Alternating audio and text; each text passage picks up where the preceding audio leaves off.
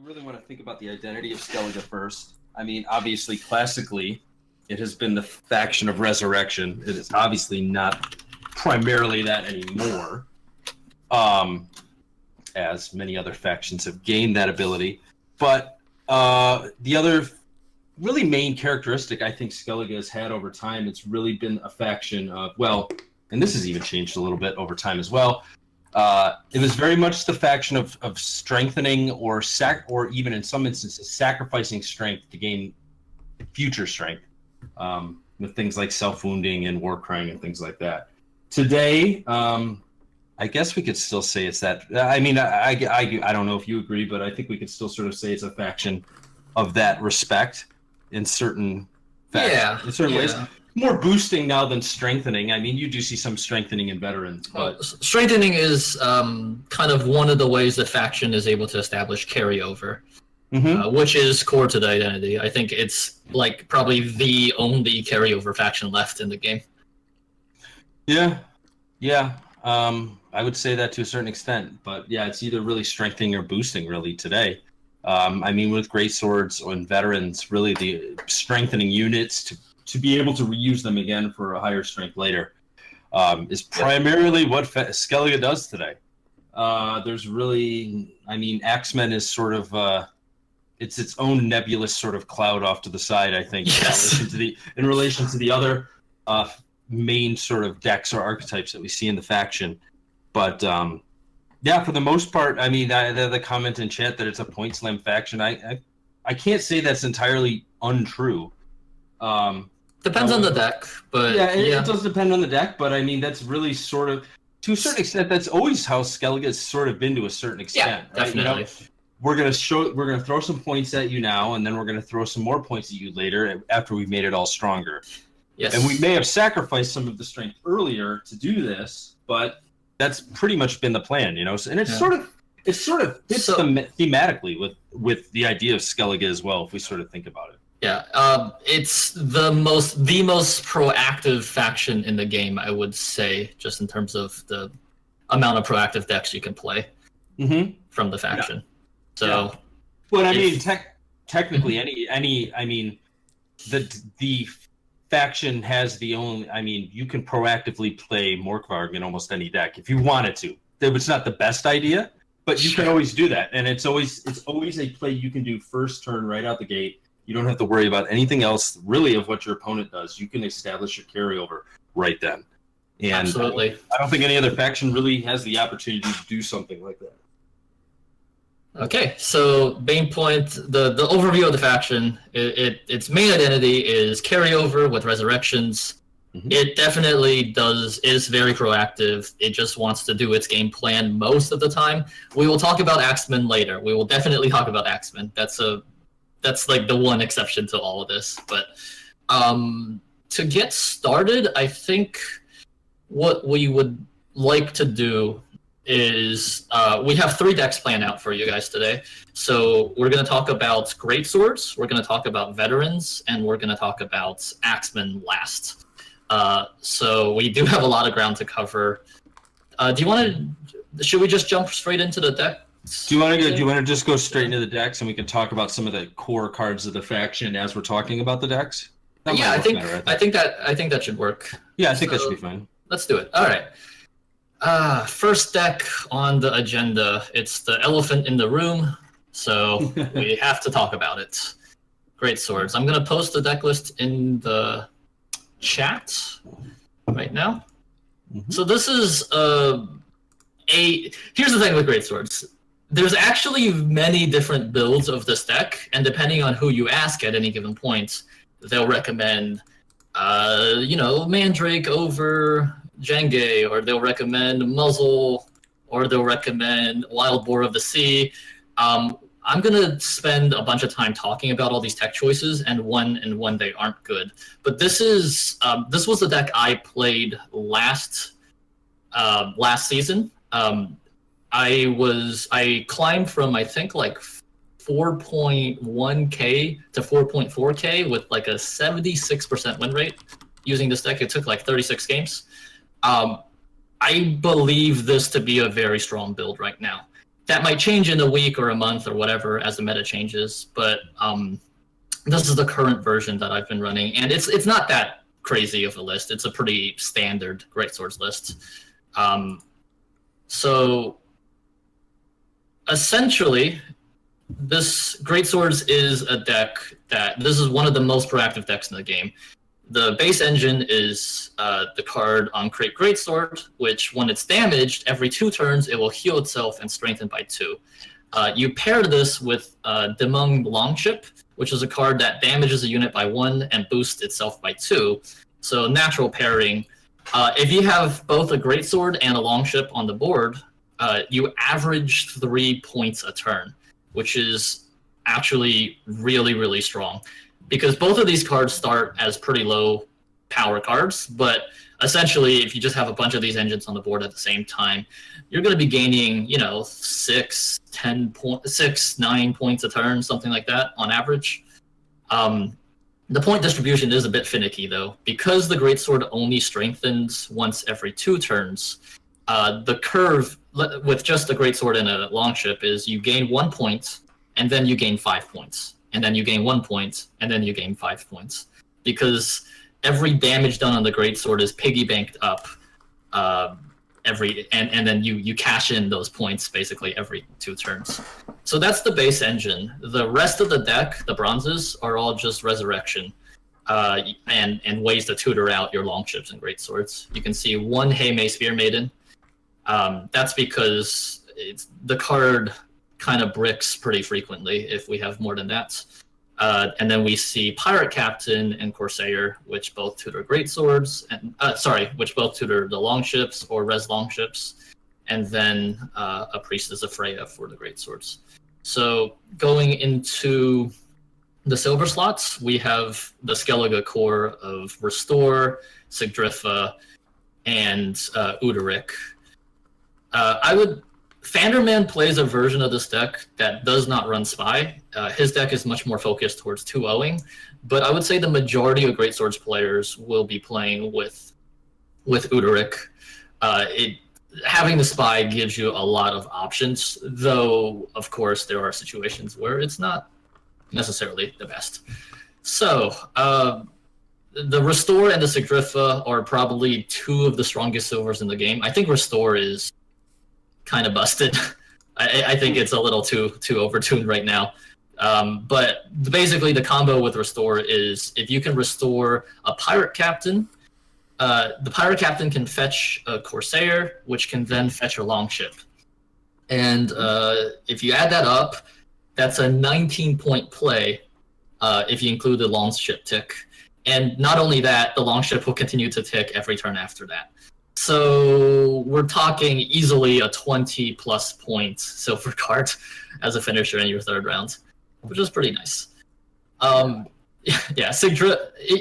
targets for Restore are Heimei Spear Maiden. If you still have a Longship or a Greatsword in your deck, you get an 8-point play plus the Longship / Greatsword. 16 points, nothing to sneeze at still. Also, sometimes it's warranted to go ahead and restore the Herald. Herald Houndsnout is a option. It's a little finicky because if your opponent has answer for the skull, it's going to be generally less points. But there are cases where Herald will be more points than doing the Pirate Captain combo. So that's Restore. Sigdrifa is kind of like Restore Light in a lot of ways. It's more useful for certain cards like restoring Greatswords. You don't ever want to restore a Greatsword because Restore sets the base strength down to 8 again. Whereas Sigdrifa, you can res a Greatsword. Other things to note, Scowl fetches both Uderic and Herald in this deck. So you generally want to keep 1 of those cards in your hand. So when you play your Scowl, you're guaranteed to get the other. And then the big thing about this build of the deck is Herald and Jenge. So how the combo works is Herald gives you 2 skulls on your side and 1 skull for your opponent. One of your skulls does area damage, AoE damage, for a row, which kills the skull on your opponent's side. If you do that on your turn, you get a 11 strength bear on your side of the field. So by itself, it's like a pretty mediocre play, right? You're getting essentially 7 points on the board. But if you manage to kill both skulls, quick math on stream, we have 9 points from the Herald plus 11 points from the bear because the other skull strengthens, which is 20 points, plus we get to do damage to a row. So it's 20 plus points on the Herald if we kill both skulls and your opponent isn't able to disrupt the combo. And Jenge is a very good way to kill the skulls because it just does 2 damage to 2 different things, and it strengthens itself by 2 per thing you hit. So that's kind of the combo with those 2 cards. A really cool thing you could do with this deck is, because Jenge is your highest cost card that Croc can pull, if that's in your deck, you can pull him round 1 for a 16-point Jenge, and then in a later round, usually round 3, you can then use Sigdrifa to resurrect the Jenge, which lets you strengthen him up to 20. So you get a 23-point swing with the Jenge. Yes, you have to damage 2 things, but if you use those damage on, say, Herald Skulls or Great Swords, it's actually net positive. So the damage is like a freebie almost.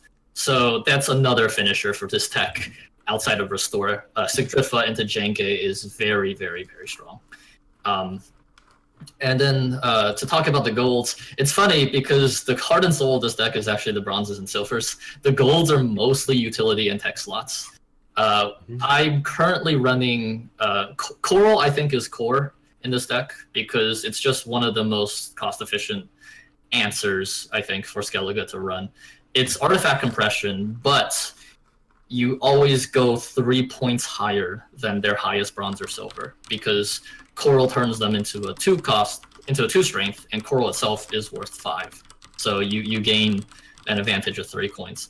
This is a huge difference from artifact compression, in which is always going to be 2 points down from their highest bronze or silver, right? So that distinction makes the card infinitely better, I would say. The other core card in the gold slot is Heim. So what Heim does is it either fetches a cursed card, it tutors for a cursed card in your deck, so you can choose any one of the cursed cards. We have 3. We have Uderic, Herald, and Scale.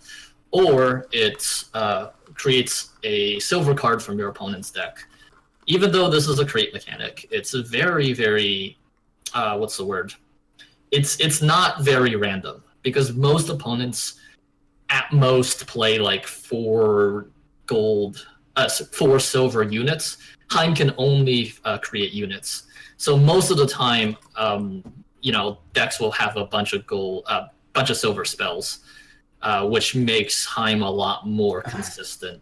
And in certain matchups, you'll be using Heim a lot for the creatability. And then in other matchups, you'd be using Heim a lot to aggressively thin for your silvers, and also to tutor out your spy combo. So the really powerful thing you can do with Heim, Skjal, and Uderic is if you have Herald in hand, you can tutor out the Skjal from your deck, and the Skjal will guarantee fetch Uderic for your opponent, which, if you do the math, is actually just a minus 5-point spy. So that's really good. But if you have a couple engines on the board, then that's even better, because like I said, if you have a great sword and a long ship, you're averaging 3 points a turn. So if you have 2 great swords and 2 long ships, you're averaging 6 points a turn. 6 plus the 8 points from Skjal and Heim gives you 14 points. You actually played a positive point spy on that turn, because the spy draws you a card, which essentially, if you want to think about it that way, gives you one more turn where your engines are ticking. So that's just a really powerful way to use that spy combo. And that is why Heim will always be core in the deck, even if your opponents don't play anything you want to create. To answer the question in chat really quick, sure. Yeah, the Heim does not create spies. It does not create spies. It helps limit your choices even more, because you're not going to get that unit. So it further limits what you're going to be able to draw from the Heim. Absolutely. Which can make it much more consistent. Yep. So the other 2 slots are tech slots. Currently, I'm actually probably going to cut muzzle this season. I feel like funny enough, there just isn't enough other greatsword decks on the ladder to warrant muzzle, which is kind of iffy in a lot of the current strong matchups right now. In its place, I'll probably run something like Wild War of the Sea, which is really, really strong against alchemy because you can buff your greatswords out of range. But muzzle's pretty straightforward. You just take their engine pieces, or if they run muzzle and you're playing a greatsword and they take your greatsword, you can muzzle your own greatsword back. The reason the card is so strong is because it's absolutely killer in the mirror. If your opponent has a muzzle and you don't have a muzzle, you're very unfavored because they just steal your greatsword, and then they have their greatswords are developing, and then you're basically stuck on 8-point greatswords for 2 additional turns, which is huge. The other card is Geralt's Igni. I actually really like this card in this build of the deck because it actually synergizes very, very well with your spy a lot of the times. Against certain decks, like hand buff or opposing greatswords decks, you're always going to be able to hit with Igni, but against other decks where they might not play super high point total plays, what you can do is you can kind of force out an Igni, force the Igni to work by playing Spy into a row to make the point total 25. So Igni will only trigger when the roll has at least 25 points. So that's a really nice combo with Spy. And it's surprising how many times you can actually put the Spy in a row that already has a 13-point play and then just get a 31-point Igni. You get 26 points from the 2 things you kill, and then the Igni is 5 points. That generally will guarantee you in round 1, which is very important in this deck. Yeah. So, all right. So that's the cards in this build of the deck. I think I went over some of the combos. Let's talk a little bit about kind of matchups and how the deck plays. So, in my opinion, Greatswords is a deck that really, really wants to win round 1. And the reason is, by winning round 1, you're able to dictate the length of round 2 and round 3. This is one of the strongest carryover decks in the game right now. I would say Consume is the only one that goes over the top of this. So, your basic game plan is to grow your great swords turn after turn until they become massive, like 16 points, 18 points, or even 20 points, because the strengthen lasts forever. It doesn't go away even if it goes into your graveyard. So if the game goes well, what you generally are trying to aim for is a very short round 3 where you play 1 to 3 cards. And all of your cards are going to be massive. You're going to be playing 20 points per turn, basically, or higher. If you can craft a situation where that happens, Greatswords is highly favored to win. And sometimes it's even possible to win by going 1 card down. We'll go over that. That's kind of matchup dependent, but the main focus is you want to develop carryover, and you want to sort of force your opponent into a short round 3. And the way to do this is, if you're able to win round 1, what you can do is you can play into round 2. So most decks, when they win round 1, they will dry past round 2 to guarantee that they gain the card advantage from your opponent having to play a card. But with Great Swords, you almost never do that, because your matchup against most decks is going to be better if you have less cards. So you're always going to try to bleed your opponent round 2. Sometimes you're going to be so far ahead in round 2 that you might actually just be able to 2-0 also. The deck is just, the point cap of this deck is so high that most decks that don't have a way to disrupt the original strategy of Greatsword Longship are just going to fall behind. So all that being said, I guess the main thing to keep in mind in this deck is trying to stay in round 1 no matter what the situation is. There are cases where you have to pass if you have to go down too many cards to win, but sometimes it's even worth it to go down 1 card. I know there's like this general idea that like Great Swords goes down 2 cards and wins, but I would caution a little bit on that and say, even though the Great Swords is probably one of the best decks that can win down a card in round 3, it's still best to go into round 3 even, because you significantly increase your chances of winning if you're even, right? If you can win down 1 card, you're much more favored to win if you're uneven. And the big problem, right, the weakness of this deck is in round 1, your plays are very, very low tempo. You start with the Greatsword, which is an 8-point play. Then you play a Longship, which is another 8-point play until the Greatsword heals. So there's cases where your opponent, if they go super high tempo, they can force you out of the rounds really, really early, and that's very risky. We can mitigate this by playing stuff like Croc on Crate, which is kind of a 5-point boost, and we can do stuff like play Herald, which threatens like a bajillion points. But the key, I would say, in this deck is trying to stay in round 1 as long as possible. I think I said that like 3 times already, but it is really important. There are cases where you can lose round 1, and for sure, but you know, your plan A is to win round 1 on even or down a card. And if you can manage those situations, I would say you're highly favored for the rest of the game. Let's talk a little bit about mulligans.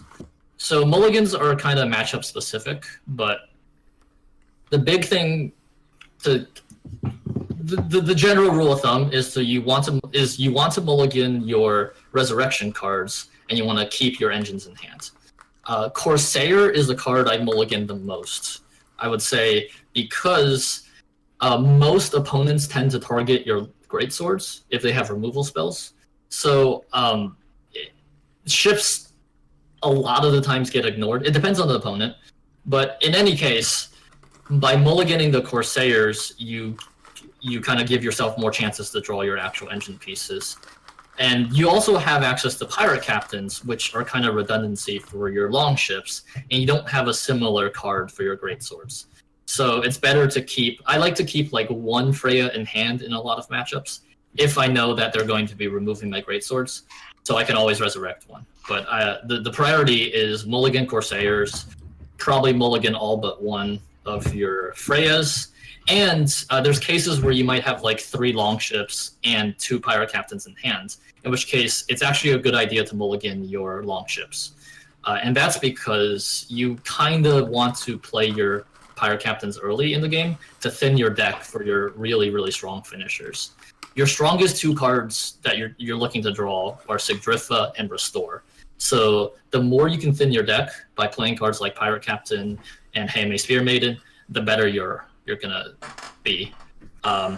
So especially if you don't have those cards in hand, you want to focus a lot on thinning. If you do have those cards in hand, you can be a little more flexible in your play. All right, so that's mulligans. Oh, also, sometimes you want to mulligan Jenge if you feel like you want to pull a 12-point Jenge from the Croc, because Croc also strengthens by 2 when it pulls something. So there's cases where you just want your Jenge to be as large as possible. But sometimes you want to keep the Jenge in hand, because if you don't have Jenge in your deck, the Croc will actually pull the next biggest thing, which is usually a great sword. Or if you have all 3 great swords, it'll pull a longship. This gives you a lot more consistency in your engine pieces. You're almost guaranteed to be able to fetch an engine piece, which is nice. So that's mulligans. I guess the next thing is we should talk a little bit about the matchups with this deck. You really kind of just run over a lot of point slam decks, as they're called. You're very favored against veterans. You're very favored against not very favored, but I think I would consider you the deck favored against stuff like soldiers and even stuff like Death Wish.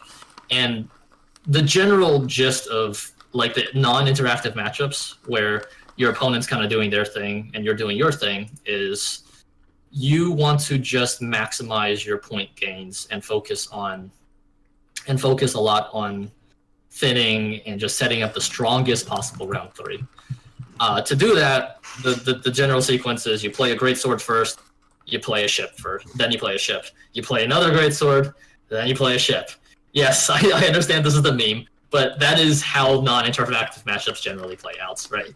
At some point, if you have Sigdrifa in hand, you can consider playing Jenge also, so you have a really strong Sigdrifa res with the Jenge, etc., etc. And then, win round 1 on even or just down 1 card, bleed in round 2, push them down to their last 2 or 3 cards in hand, and then finish the game with a massive greatsword or Jenge or restore combo, basically. So those are the easy matchups. Those are the matchup greatswords are supposed to win, and matchups where the other opponent doesn't have a lot of good ways to interact with your deck. What happens if you face something like Ethne or Alchemy? This is where the deck actually becomes very interesting. I would say Greatswords is a deck that has a pretty low skill floor, meaning it's easy to pick up and you can play the deck pretty well up to a certain point, but it actually has a high skill ceiling.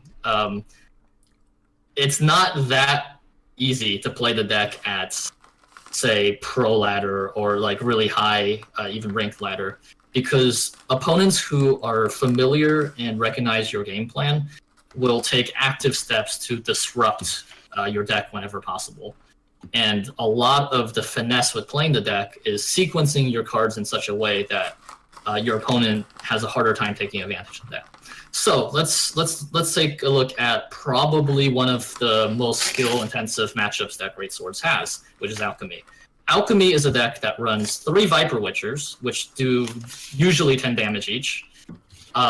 This deck has a very easy time answering your Greatswords, because when you play a Greatsword, they can just immediately kill it with a Viper Witcher.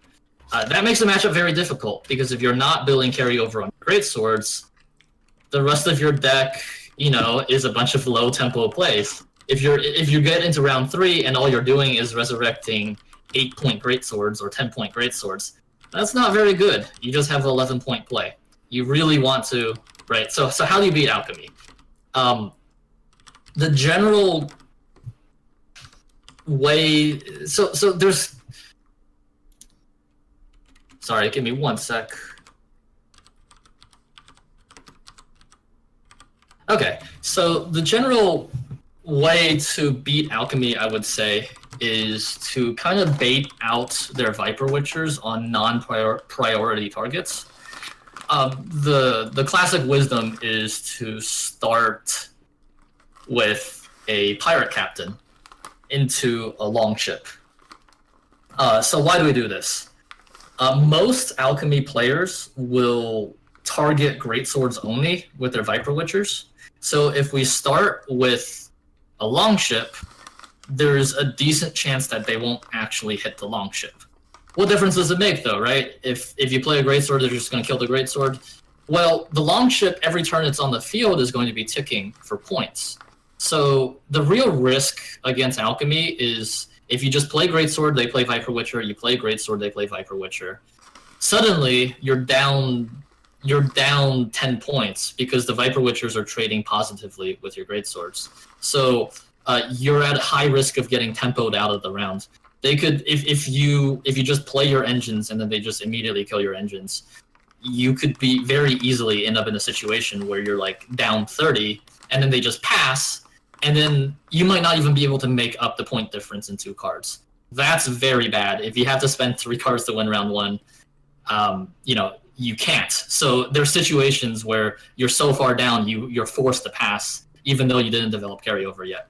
That's kind of how you lose that matchup. So by playing the longship first, you're kind of testing your opponent. You're kind of baiting out the Viper Witcher. If they don't take the bait, then you have a couple options. You can use like Spear Maiden or something to play another longship, so you have 2 longships out on the field. Or you can start dropping your Greatswords and see if they hit the Greatswords.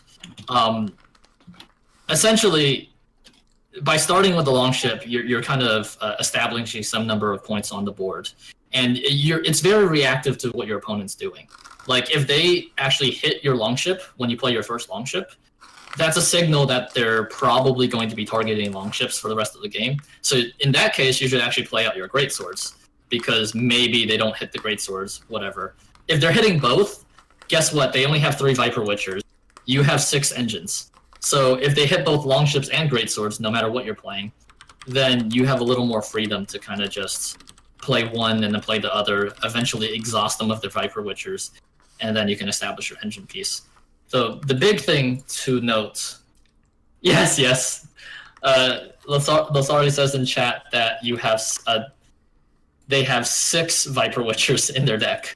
That's because of the resurrections. But in round 1, they only have 3. So in any given round, they only have 3 unless they kill one of their own Viper Witchers. We will not help them kill their Viper Witchers. The big note here is that you generally want to maintain tempo. You don't want to get pushed out of the round points. So there's cases where, let's say you play the ship, they kill your ship, so you're like, okay, I'll play a greatsword. They kill your greatsword. What do you do then? They're up 10 points. This is where you have to play for tempo.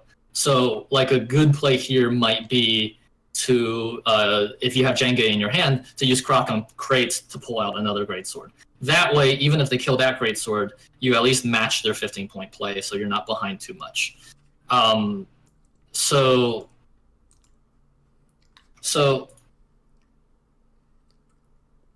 Yeah, Fragmate says Heim into Sire easy. Yeah, so that's one of the tech pieces you can use against. Yeah, that's one thing that's a tool they have against us, and that's a tool we have against them. So even if you're able to establish a greatsword, and even if the greatsword goes, they can still Assire the greatsword back into the deck. So against Alchemy, you're better served by going wide, trying to establish as many win conditions as possible, than going tall. If you have just one 20-point greatsword, they can Assire it, they can even Vicovaro Novice medic it. It's a bad time. So I would say, actually, this is one of those matchups where your alternate win condition of Herald and Jenge is kind of what you rely on. I'm a big fan of just playing the Herald early in round 1 to maintain tempo and to force them to use their Viper Witchers on a suboptimal target, or maybe even use a Mandrake on a skull or something, right? That's a huge victory for us. The best way to time it is if they leave your greatswords up for a turn and wait until the counter goes down to 1, you can play your Herald the same turn that the greatsword counter is at 1. So they have to make a choice of either killing the Herald skull or killing your greatsword, because it's kind of a lose-lose. One way or another, something is going to get buffed. The way to use Jenge in this matchup, I think, is you can use it early to maintain tempo in round 1, setting up for a really strong res with the Sigdrifa. Or you could save it for the last round if you're afraid of them Assiring your Jenge back into your deck, and then you can use it as a finisher with Herald. This is Herald Jenge, I think, is the reason to run this specific core, because of the Alchemy matchup. If you rely just on your greatswords, it's really tough to beat Alchemy. So, Fragmate asks, how realistic is it to use or control tools against Vipers? I would say Muzzle is really iffy. The main thing you need to think about round 1 is maintaining tempo. If you have the luxury of using, like they pass or something, and you just need to make points, then you should absolutely maybe steal a Viper Witcher or something like that. But it's much more important to maintain tempo than it is to necessarily try to deny Viper Witchers. Mm-hmm. If they have access to even 1 or 2 Viper Witchers in their graveyard, like that's enough for their ointments. They generally don't resurrect 3 Viper Witchers, though it is possible. Also, against Alchemy, you're generally always going to get a suboptimal muzzle.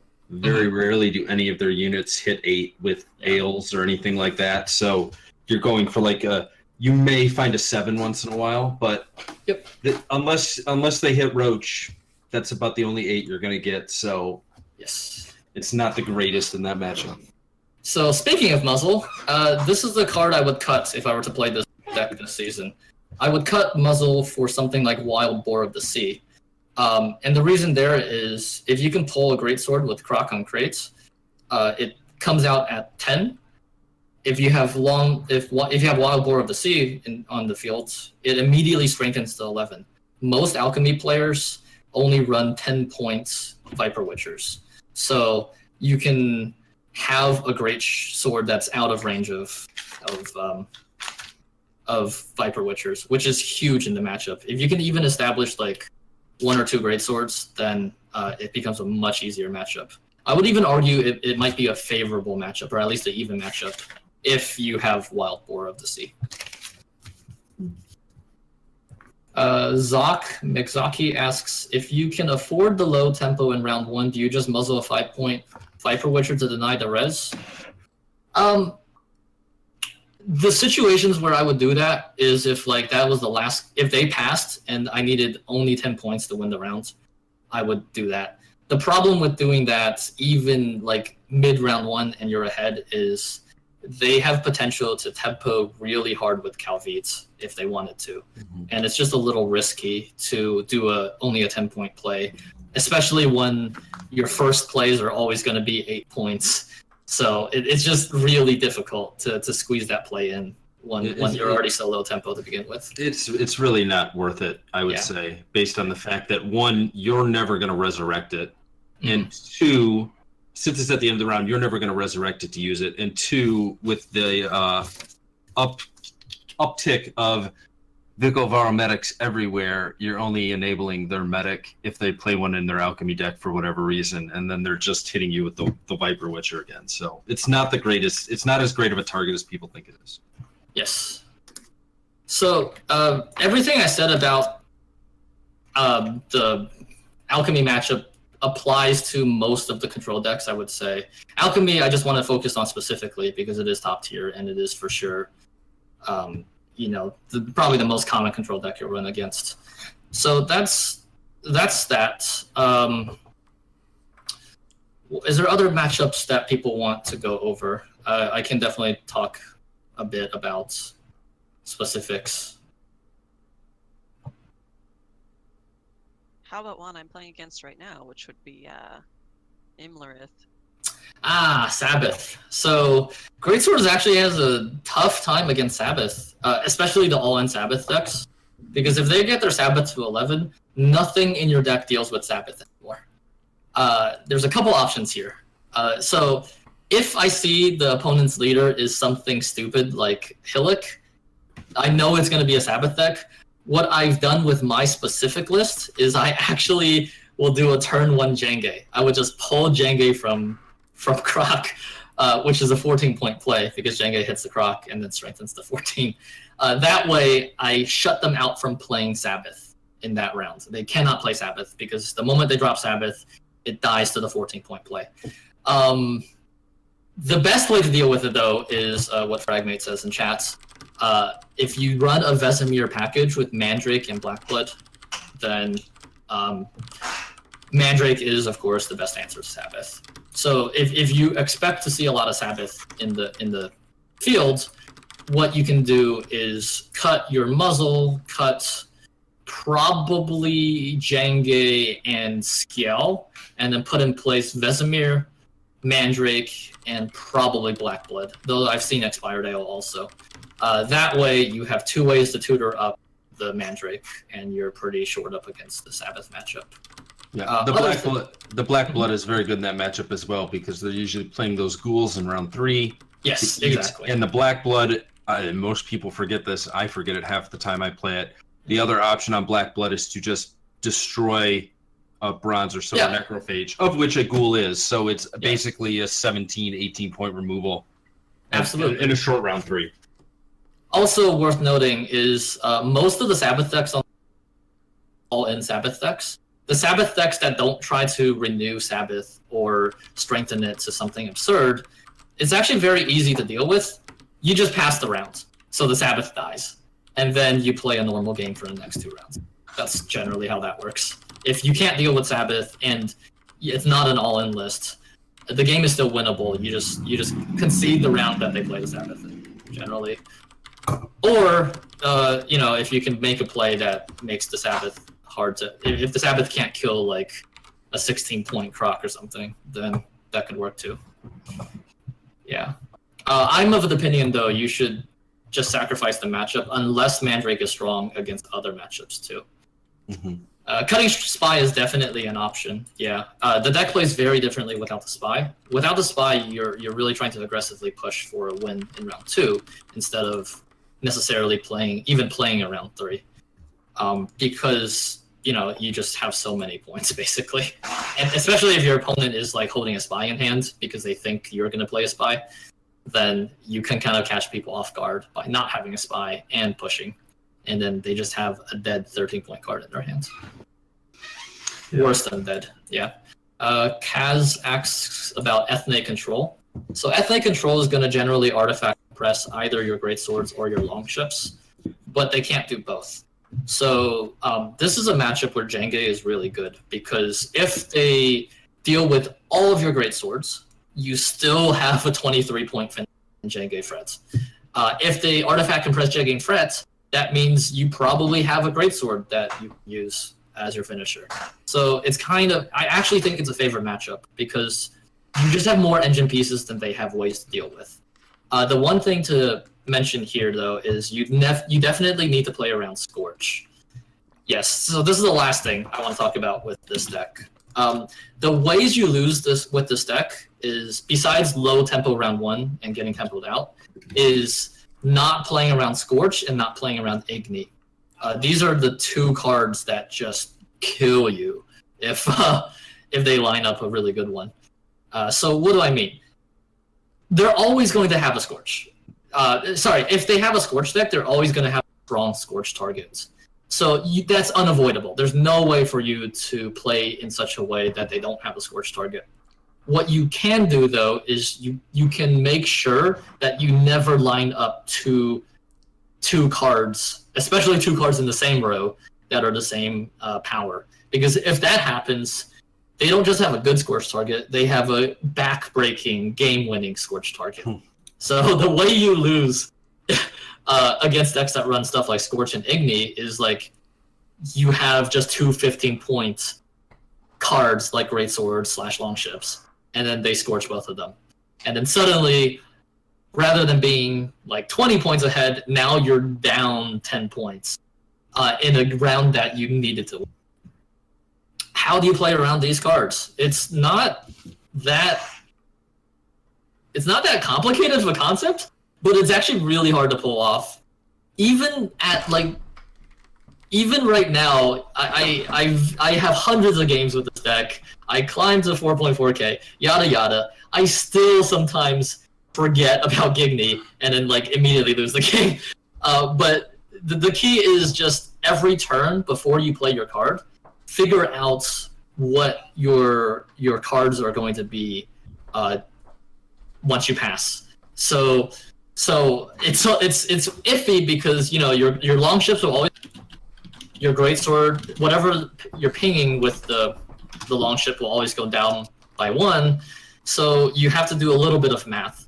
But before you play your card, you want to look at what the board position is, and you need to figure out every turn you need to do this. You need to figure out what you can play or where you can play it such that things don't line up.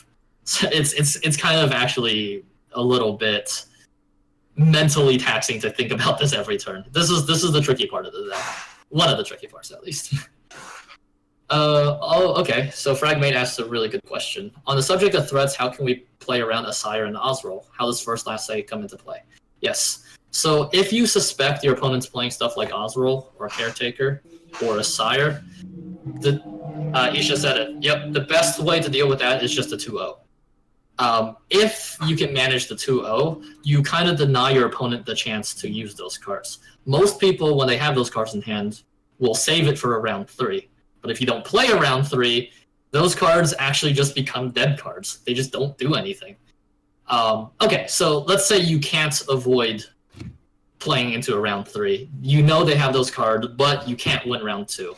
So you have to play round 3. What happens then? The best way to deal with it then is to spread out your threats. Rather than...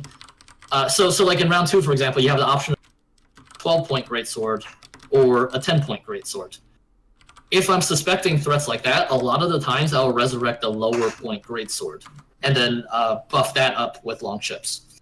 The reason to do this is it's better to have 2 greatswords that are of kind of similar strengths than to have one massive greatsword and then a couple small greatswords. Because Osro can just eat your biggest greatsword and then you're kind of screwed. So this applies for Osro, it kind of applies for Asire also, and it also applies for Vikavaro Medics, which can resurrect from your graveyard, and Caretaker, all those cards. You just want to spread out your threats against decks that run those cards, basically. Yeah, and sometimes you can force them out early, right? If you bleed really hard in round 2, they might be forced to use the Osro in round 2 to win, etc., etc. All right. Lastly, can we avoid getting blown out by muzzle? Honestly, I think my answer to that question is no. We kind of can't play around it. We're always going to play a greatsword at some point in the game, and if they have the muzzle, they have the muzzle. So I'm of the opinion that you don't even try to play around the muzzle because it's just you're kind of shooting yourself in the foot by waiting that long to even play the greatsword, you know? I think that's all I want to cover for greatswords for now.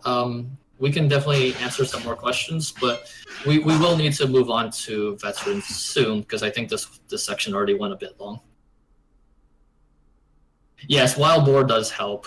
And also, I should say, if you're running Mandrake and you suspect that they're running Muzzle, or if they do something really obvious, like damage your greatsword down to 5 with like a veteran or something, you can use Mandrake to heal your greatsword and thus prevent the Muzzle from stealing it. So that's definitely something to keep in mind. So, yeah. All right. We can definitely do more questions at the end, but I think now we should move on to veterans. Sure. Yeah. Great. Wonderful. So, in relation to veterans, this is another deck that is probably commonly seen more on the ladder these days. I don't know if you have a picture for this deck or not. I do. You do? I have Great. one right Thank here. you. Wonderful. This is like a stock veterans list. One of us was much more prepared for this, obviously. No. I was three screenshots more prepared than you were. So So yeah, I would say this is a very standard looking veterans list, probably one that you would most commonly see on the ladder today. There may be some few changes here and there depending on who wants what you want to put in there, and we can talk about some possible changes you can make in the deck. But it's a lot of people say it's a very what's the word I'm looking for? Brain dead sort of deck in relation to you just play your veterans, make all your units big, throw out a lot of points, and then redo it, right? And there is a fair amount of that, but there's a lot more that goes into this deck than I think a lot of people recognize. Yeah, your Bearmasters are great because they are a 12-point play whenever you want them, right? Which is nice. It's a fair amount of tempo for a bronze card right at the beginning of a matchup. But at the same point, when you're playing 3 Bearmasters and you put 3 11-point bears on the board, and there's 33 points that are all lined up for your opponent to easily remove one way or the other, they're not so great anymore. The same happens, there's a lot within this deck that can allow it to succeed very easily, but at the same time, those same tools also can make it very easy to defeat. So in relation to this deck, we can talk about these cards. We've got our Freyas, standard Freyas that you would probably see in most Skellige decks, unless it's very boat dependent. Those are there to usually revive it's going to depend on the matchup, but most of the time you are going to want to revive a Bearmaster, since a Bearmaster, if strengthened at the same rate as a Hunter, is always going to have one more point than the Hunter. The Hunter is basically going to be... It's always 1 point less. So you're going to want to try to go for a Bearmaster if you can. One Spear main. Oh, we've got 2 Spear mains in this deck because we're running the Recon. Spear mains are relatively good in this deck. They will pull your Bearmasters and your Hunters. They will not pull Veterans. Veterans are not soldiers. They are support units, so you're not going to be able to use a Freya on a Veteran, and you're not going to be able to use a Shield Maiden on a Veteran. You can use Sigtrufa or Restore on the Veteran, however. So you're very limited in your uses of the Veteran, and also it makes it a lot harder to use all of them effectively. Hunter, we'll get to them again in just a second because they're obviously the most important part of the deck. Hunters, I really think, are the hidden MVP of the deck. It's a very plain 6 health damage 5 unit. But your Hunters, if used in tandem or used as a team, can really deal with a lot of threats that you may see facing your deck, be it Consume or Great Swords or even Alchemy in some rare instances. But the Hunters are really your main damage unit. Obviously, the unit that you're using to you're going to attempt to try to remove enemy units. I'm sorry, I thought I heard someone. The Veterans, obviously, that's what the deck is named about. So they're obviously a very important part of the deck. A Veteran is just a 7th strength bronze unit when played, but when you play it, every Tursec unit that you have in your deck or your hand, not in your graveyard, so just your deck and hand, are strengthened by 1. So it's not a boost to give it green health. It's a strengthened, so that number changes from a white 6 to a white 7. So from then on, whenever you play that unit, it will be at that strengthened number. So you're, in essence, every time you play a Veteran, you're creating 1 point of carryover for every other Tursec unit that you're going to play through the entire match. So when you play all 3 of them in the first round, I mean, when you look at your units in this deck, you've got 1, 2, 3, 4, 5, 6, 7 units that are not Veterans that are Tursec in this deck. So times 3, you're creating a lot of points for future rounds. That's really what Veterans are trying to do. Veterans is actually a deck you're aiming to lose round 1 most of the time. You're trying to find a spot where you can lose a card up because you know you've got those strengthened units to use later on in the game, and you're most likely going to have units that are stronger than your opponent. So I just want to add quickly to that. Yeah. You have guaranteed carryover in more. Sure. Generally, the strategy for quote-unquote losing round 1 in a good place is your opponent is forced to play into round 2 because of your carryover from Morkvarg. They can't just drive past you. Right. So that's why if you can set up a couple Veterans in round 1 and go into round 2 with Morkvarg, you might be able to actually deny your opponent card advantage and go into round 3, up a card even, if they're forced to go down a card to win round. Right. Yeah. But I would say with this Morkvarg version, you're fine. You would obviously love to, if you're looking to lose the round, you obviously would like to lose the card up, but with Morkvarg and the strength you're going to have later on in the matchup, losing on even most of the time is okay. It's not going to hurt you as much as you think it might with other decks. You're not looking to lose on even, obviously, right? You want to try to, if you're going to lose the round, you want to keep that card advantage.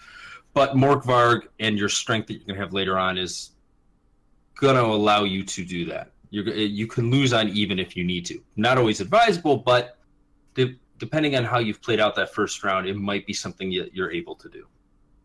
Now, with the silvers, ADC, Alzur's Double Cross is there to help you guarantee to get another Veteran out of your deck. Most of the time, that is what you're going to use it for. Croc is going to always pull Morkvarg out of the deck when you use him, unless Morkvarg's in your hand, of course. So you're obviously going to play Croc to get Morkvarg at 11 to get him some higher carryover throughout the match. And then your next highest unit in the deck is a Veteran. So ADC would be guaranteed to pull you a Veteran at that point. If you have Morkvarg in hand, no, this deck doesn't run an Armor Smith, so we're not going to. That's a different version, and that would get a little more complicated. But in relation to ADC, it's there to help you thin out a veteran, to help you get the veterans. You want to play veterans, obviously, much earlier in the match than later. You can. There's limited. It's not the greatest play in round 3. Let's say, obviously, right? It's pretty evident that it's not a great play in round 3. So the more veterans you can get out of your deck in round 1, the more strength you're going to have later. So an ADC is a tool there to help you do that.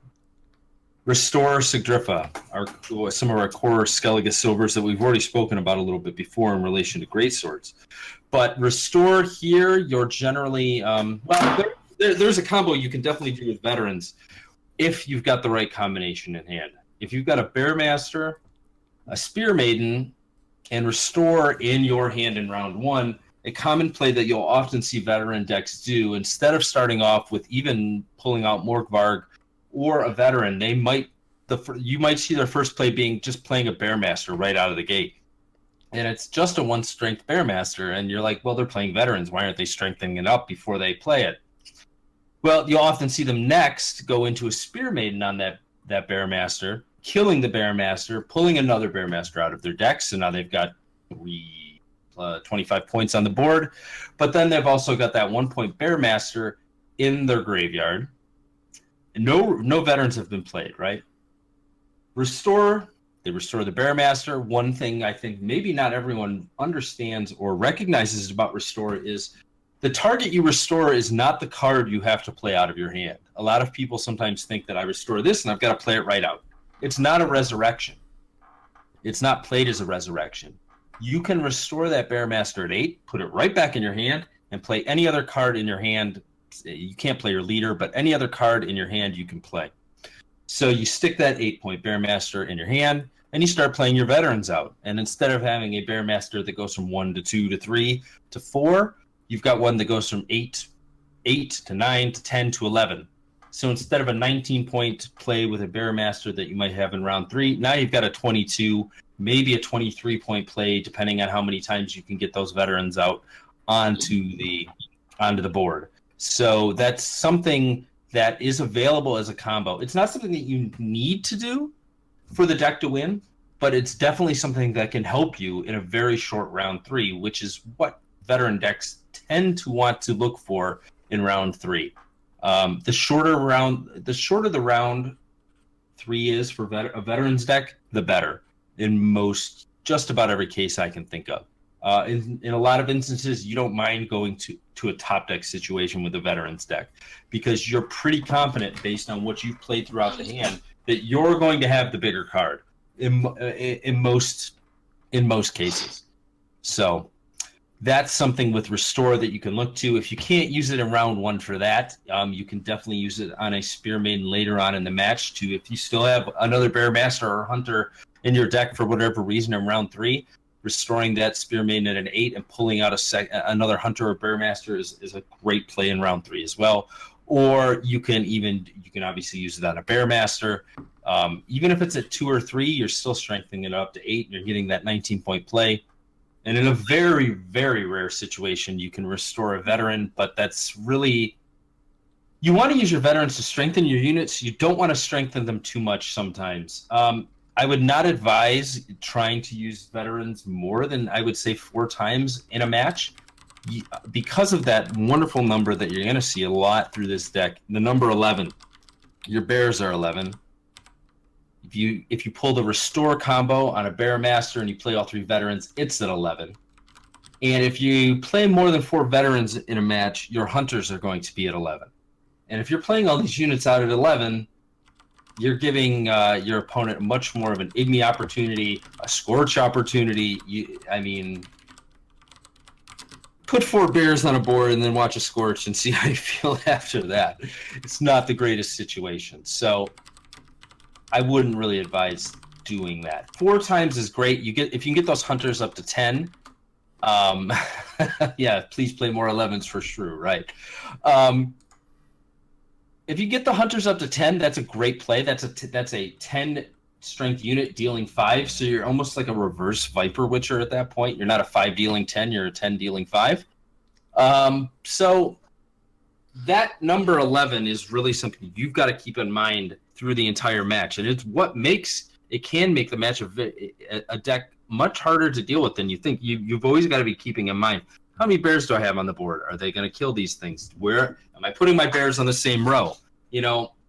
There's a lot of recognition in relation to the units that you're playing and the strength that you're putting out. Yeah, it's a ton of strength, but it's it's set up in a way to where it's very easily disposed of if the opponent has the right cards. Sigdrifa, she can resurrect any bronze unit in your hand, save a Freya, of course. So whatever you need out of your bronze units, if it's in your graveyard in round 3, if you need it, she can pull it for you. Skjall is there primarily for the Heim into Skjall, into the Udalryk combo here. Sometimes you may want to use him to get Morkvarg, but generally you're looking for that spy combination. How can you play around Scorch with all the bears? Well, if you're playing like an ethnic deck that has Scorch, there's a couple of things you can do. Try to limit your Bearmaster use. Revive Hunters instead of Bearmasters in that match. Prioritize your Hunters in that matchup more than your Bearmasters. Don't play 2 at a time unless you know that they're not going to be able to Scorch them.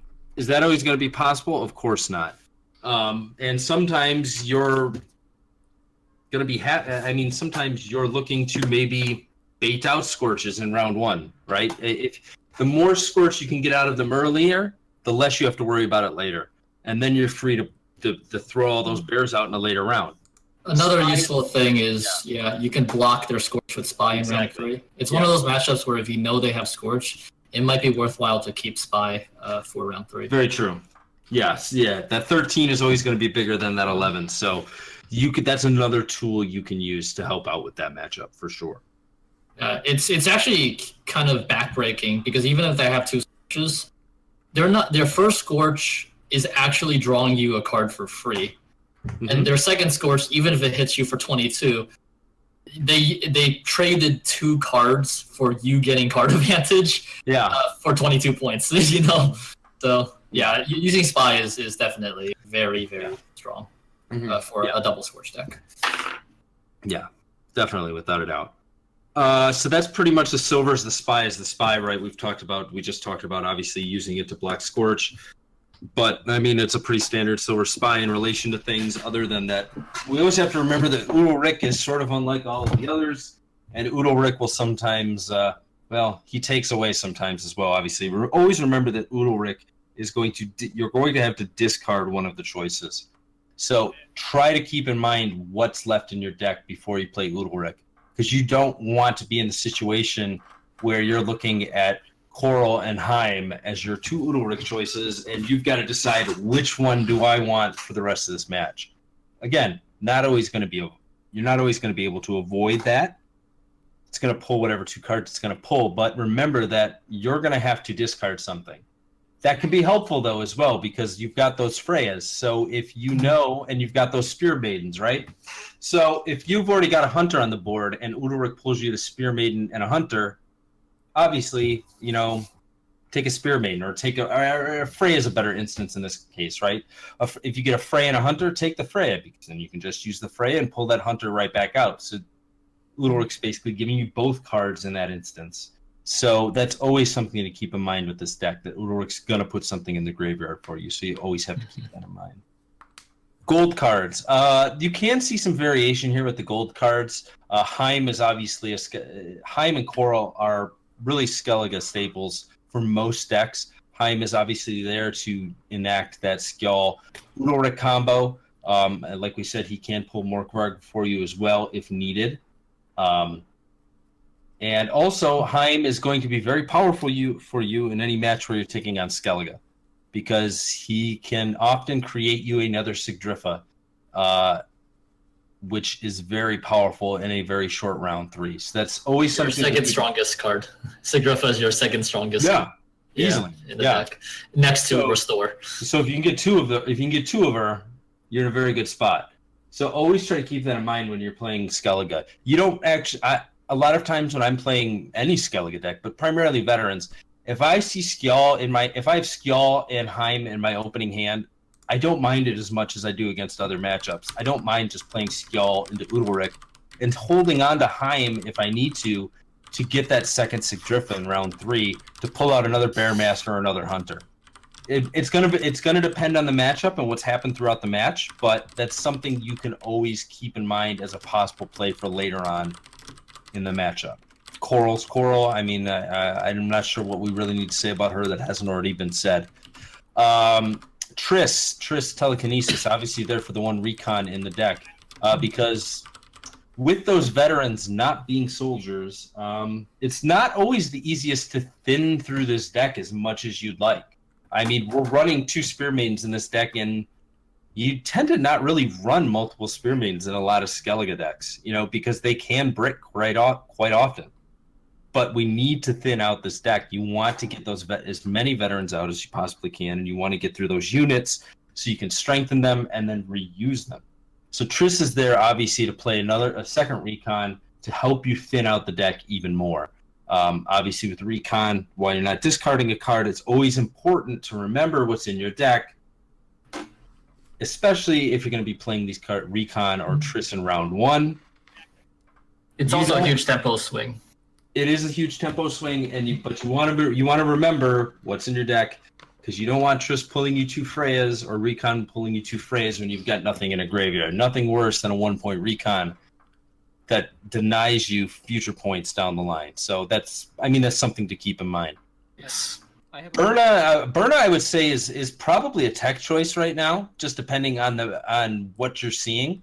Yep. Berna is often put in a veterans deck because she's a Tursek unit. She's going to strengthen off all of those veterans.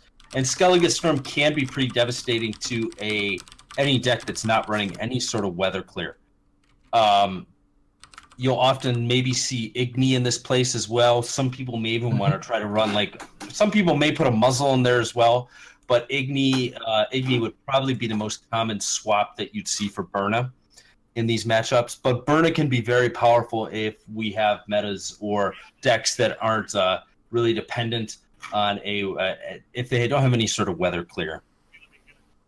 So how to counter Mill Guard or Hand Buff Guard? Hand Buff. Well, Mill, I would say in general,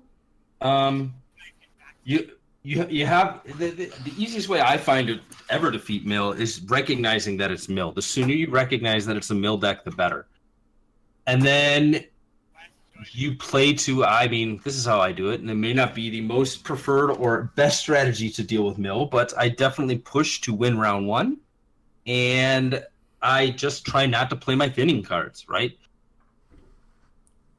Spear Maiden is the only card that's really going to sort of mess with you, because she will, if there's a unit you can pull with a Spear Maiden, you have to do it. You have to damage and pull another unit.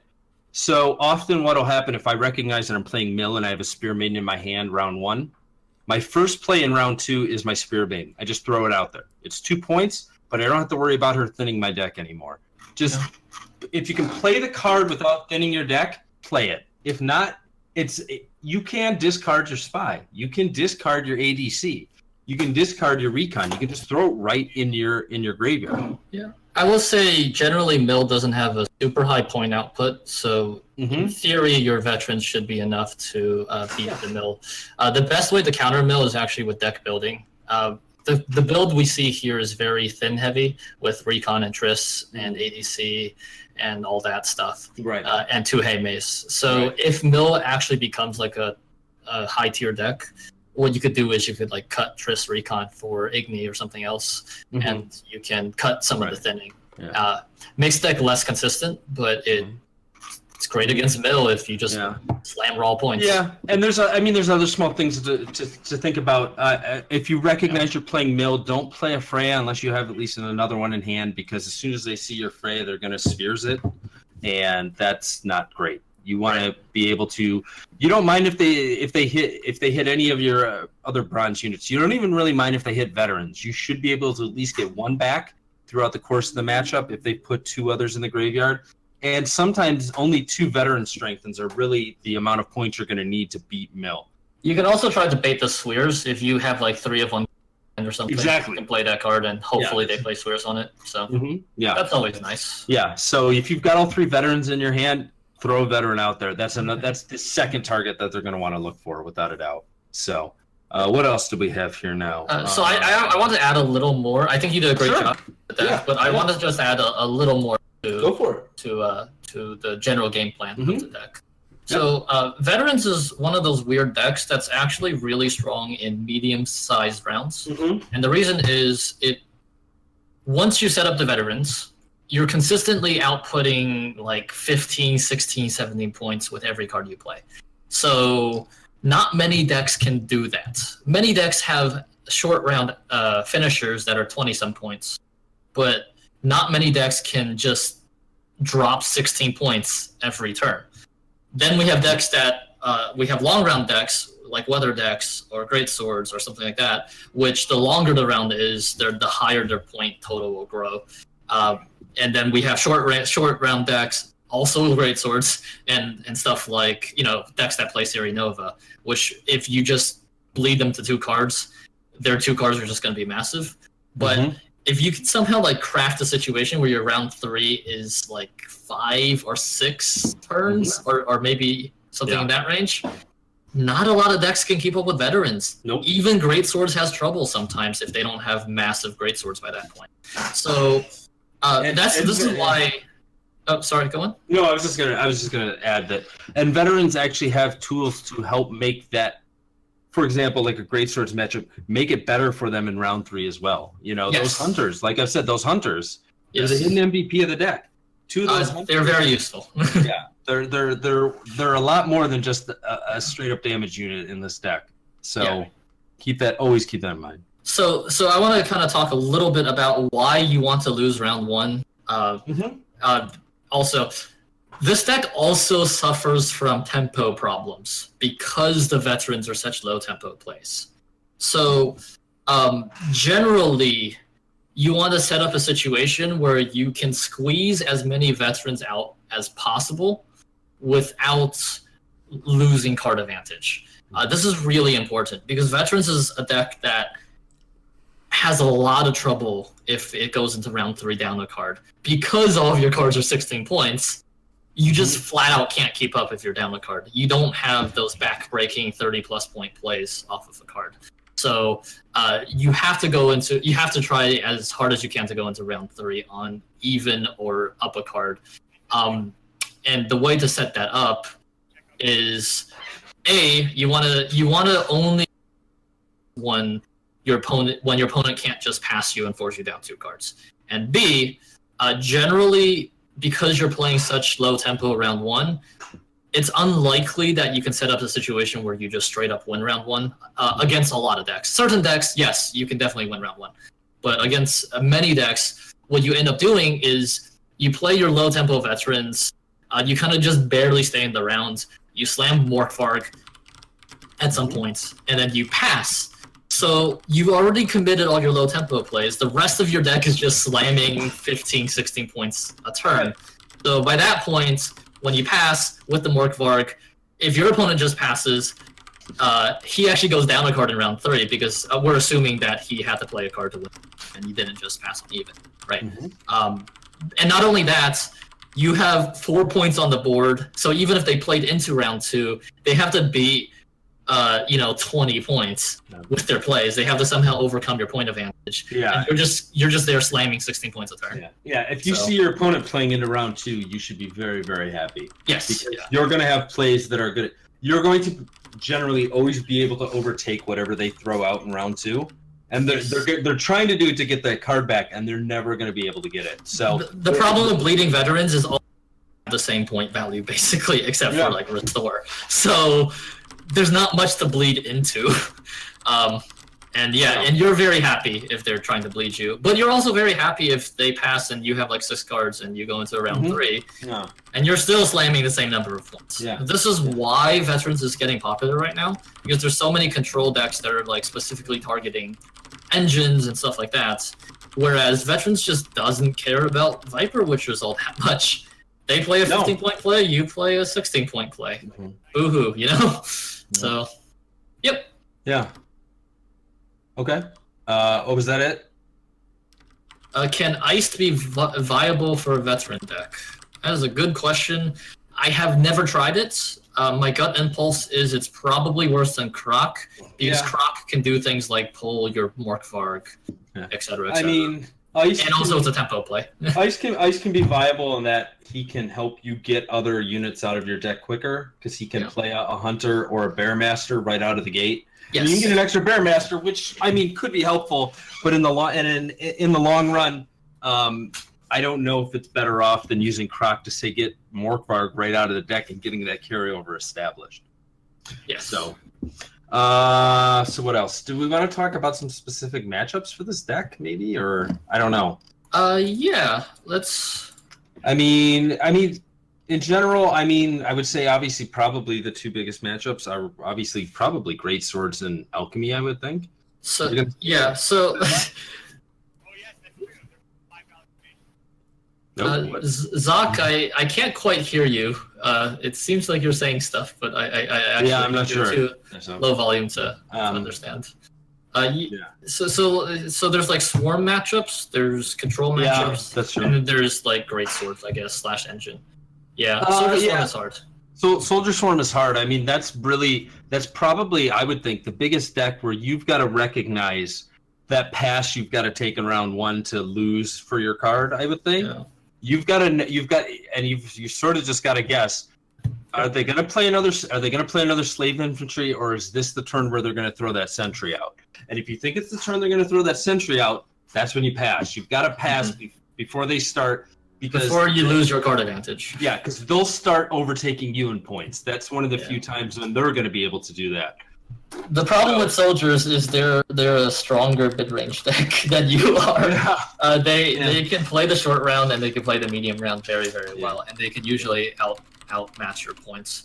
But their setup is also slow with the tempo, so it is really about finding like the optimal pass. You need to bleed them, but you can't. You need to bleed them, otherwise you lose the long. But you can't pass once you're down a card, because then you probably still lose round 3. Your later rounds, I think, are ultimately better than theirs. So, I mean, because they've got to go through the whole setup again to get to that strength that you've already got. So, what was I gonna say? I've just had a thought in my head and it just totally left my head. My apologies. No problem. So yeah, I mean that pass in round 1 super important. You're definitely unfavored. You're definitely unfavored because they have stronger finishers round 3 with their golds, whereas your golds are all utility cards. They do. And you can try to target their soldiers with their slave infantry with your hunters though to keep them down a little bit. We target the doomed units. Target the doomed one. Yes. Target the doomed ones, and don't give them the opportunity to bring them back. In my opinion, veterans does not have a better round 3 than soldiers. Okay. Even if they res all their soldiers, they still have stuff like Joachim, which is just a headache. Yeah, I mean, it's going to depend on the match. It's rough. It's real rough. I mean, I'm thinking more of like a very, very, very short round 3. But, I mean... Even then, they still have stuff maybe, like Village of Forts. And I suppose. It's rough. Yeah, it can be rough. I see that point. Let's talk about Great Swords, maybe? Well, yeah. Also a bad matchup. It is a bad matchup. And yeah, that's definitely the case. And these two matchups that we're really talking about are probably one of the reasons why I might actually flip Igni into the deck over something like Berna. Berna's not helping you against Great Swords. They don't really care if they're getting hit for an extra 1 or 2 damage every round. Berna is just extra long ships for their Great Sword engines. Exactly. Because they can just drop 3 Great Swords into your Berna, and then into your Berna Storm, and then they heal. So. And honestly, Berna's probably not the greatest against Alchemy either, I would think. Yeah, it's a good don't tech have card one of those. It's a good tech card against the Swarm decks, but you can also do stuff like drop Spy into your own Skellige Storm. I like the card a lot, but obviously I do as well. Great Swords. I do as well, but I mean, you've got to. Yeah. It's a card that can be very hard to play effectively. Yeah, I think. So here's the thing with Great Sword. You're unfavored. Their round 3 is stronger. What do you do? The best way to win this matchup all of your unfavored matchup is somehow find a pass where you can get card advantage. If you can somehow force a situation where, let's say they commit all 3 of their great swords in round 1, and they're both around, like, they're all around 10, and you have Morkvarg. You just pass them, let them win the rounds, down a card, go into round 2. Your stuff is still bigger than theirs. They're going to try to bleed you out, but guess what? You're veterans, you don't care. If you can somehow end up in a situation where you're up a 3, that gives you your best shot of winning the matchup. Yeah. And stuff like Gigni, stuff like Muzzle help that a lot. Your hunters can help much in this great matchup as well. Hunter can disrupt 1 greatsword. Yeah. You take 2 hunters. You can slow them down if you want to. Yes. But it's not always a bad play, because even if you hit a greatsword with 1 hunter, and if they're playing Mandrake and they pull that Mandrake on that greatsword, now you've already got a great coral target. You set up your coral target. You set up your coral target. So I mean, yeah. Greatswords is especially hard to beat if they're running Jenga, because you just have no answer to that. Even if you coral a greatsword, muzzle a greatsword, they slam a Jenga round 3. That's. I mean, I suppose you could try to Heim your own Jenga, but that's a long shot. But it's not even. Yeah, it's iffy. It's not the great. It's just not a great matchup. I mean, you want to try to. I mean, you were talking about with great swords that you would try to, in a lot of matchups, try to have 3 relatively big great swords instead of 1 huge great sword. In matchups where you have to play around their resing your great swords or removing your great swords with stuff like coral, it's good to spread out the great swords. Yeah, and Scorch also. And as a veterans deck, you would probably want them to have 1 huge great sword over 3 relatively big ones. Yep. You might actually let them grow 1 and work on getting rid of the other 2, because if you can hold on to coral, and in round 3 they throw that 26-point whatever great sword out, or in round 2 or whatever, and just completely take the win out of their sails. Yeah, it's. Then they can have a nice 2-point silver unit that's nothing. So she can be big in that matchup. So that's the matchup. You're unfavored, but you do have tools. I think the key is finding a correct pass, somehow eking out card advantage into 3. Let's talk about why you would play this deck rather than just the bad matchup. Control, alchemy, ethne, stuff like that. Is there much to say here? Do you have any insights on these? Well, I mean, I think with a lot of control decks, I mean, we could even put something like Reveal in here, because veterans can sometimes have a hard time with Reveal if in the first round, because they're playing those low tempo plays, and Reveal's obviously looking to throw a bunch of points at you right out of the gate, right? However, you got to recognize with stuff like Reveal, and I think stuff like Ethne and stuff like that, overall, they're not putting a ton of points on the board most of the time, right? Yeah, I mean, they're not looking to spam a bunch of points out on you. So if you're playing something like Igni, if you see an Igni, take it. You might not see another one. Something like Reveal, if you've got Coral in hand and they play a Mangonel, hit the Mangonel. That might be your best target for Coral the entire matchup, because you're going to prevent them a lot of damage for the rest of the round, and it might keep you in that round longer. If you think the deck has Scorch, make sure you're not putting a bunch of same powered units on the board like we've talked about already, right? That's a big one. I think playing around Scorch is key to like Ethne and those matchups and the Nilfgaard matchups that run it. Yeah, if you're taking on a deck that is playing Scorch, you should most of the time prioritize resurrecting hunters over Bearmasters. You may play 1 Bearmaster to get an 11 out there that maybe sort of is blocking the Scorch for all of you, like your 9-point hunters or what have you.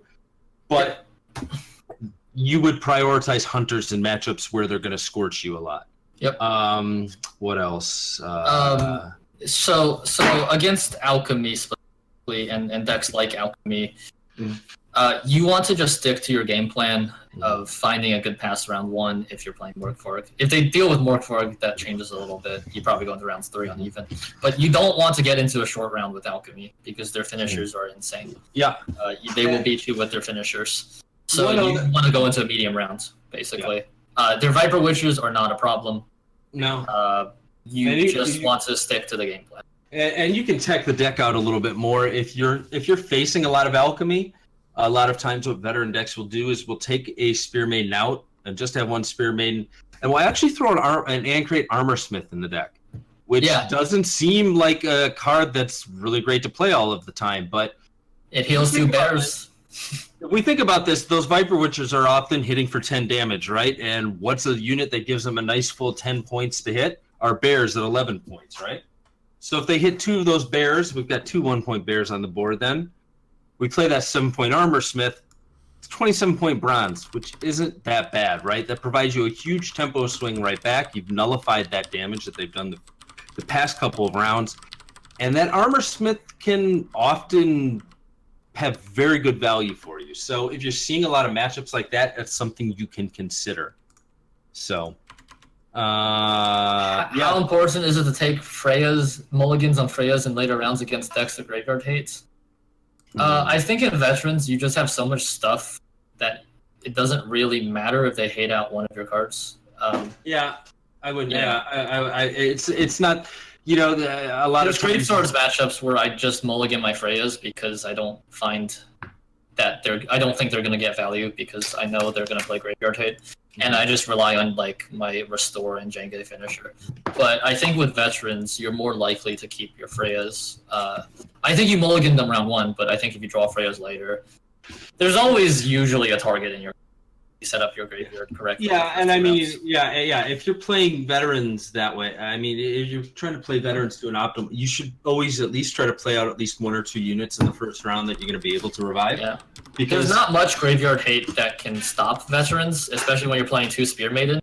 Because if you just have 4 things in your graveyard, it doesn't matter which 2 they take, as long as your Freyas have target. Would Olaf be a good short round 3 finisher? Actually not great, because it requires a lot of setup. You don't play enough cursed units and bears to, I think, get him to 20 without playing your whole deck. Yeah, I mean, you could get him to 16, which ultimately isn't the greatest, but... The problem is your bronzes are rezzing for like 16 or 17 already, so it actually doesn't add that much to the deck. The gold slots in Skellige are usually tech slots, because most of the power in the Skellige faction is bronzes and silvers. Unless you're somehow consistently getting 5 Bearmasters played in the first 2 rounds and every your matchups, then maybe, it would be great. You know, there's a 20-point card for a very short round 3, but more often than not, you're not looking to just continually revive Bearmasters and play Bearmasters, and that's it. You don't want to do that. That's going to probably end up shooting you in the foot more often than you think. You've got to remember about those hunters and the other units you have in your deck. Right. So it's not just play a Bearmaster and get a bear and then get another one and get another one and get another one. But Yep. All right. Let's move on to Axeman, I think, before we run way too long. I think we're already at like hour and a half range. Something like that, So yeah, let's get this last deck on the list, and then we can do like a Q&A at the end where I'll definitely stick around for a while if people have a lot of questions. All right. This is one of my favorite decks right now. There's some controversy over the viability of the deck. In my opinion, it's actually pretty well positioned right now.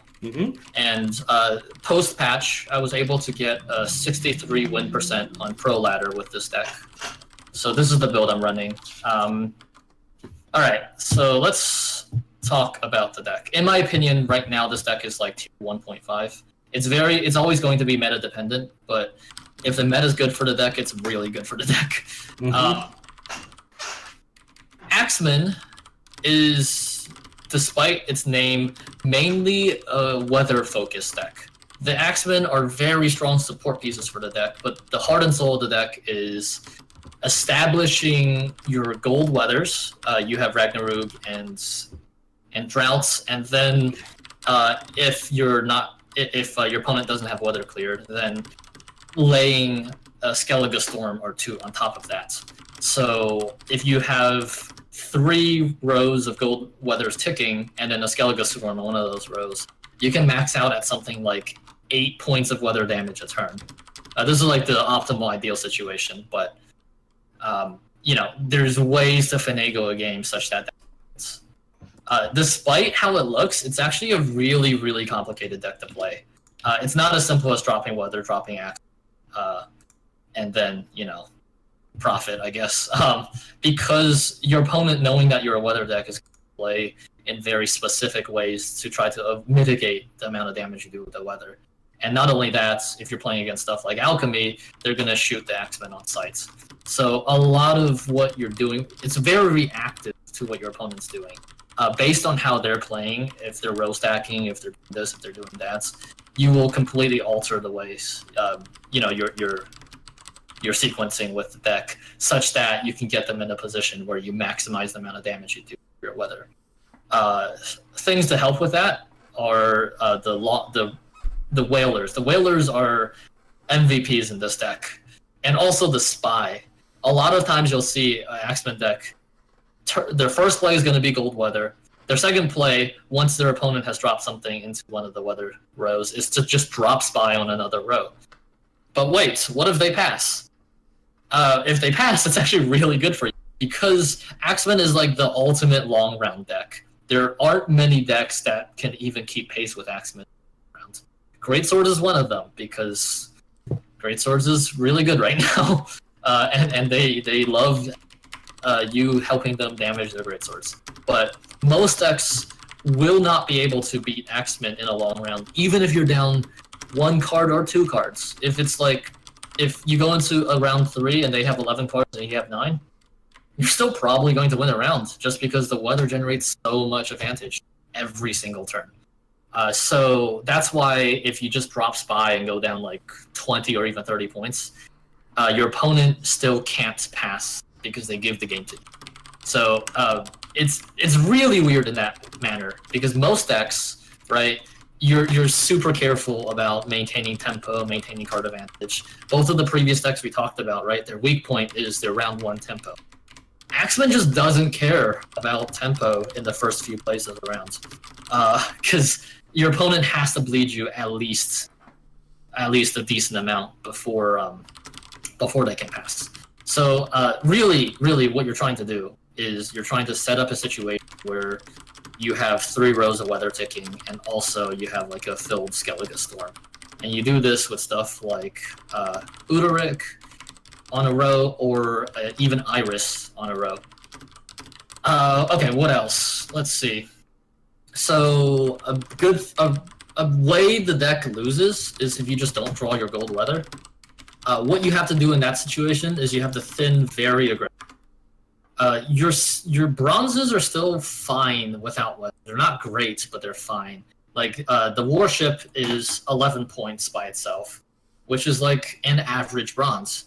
And then Whaler has potential to be higher or lower depending on your opponent's stacks, but it could easily be 12 to 14 points if your opponent is row stacking or something like that. But so you just want to use pirate captains and Heimei Spear Maidens to aggressively thin your deck as much as possible, and this is also why we drop Spy early, to try to dig aggressively for your gold weather.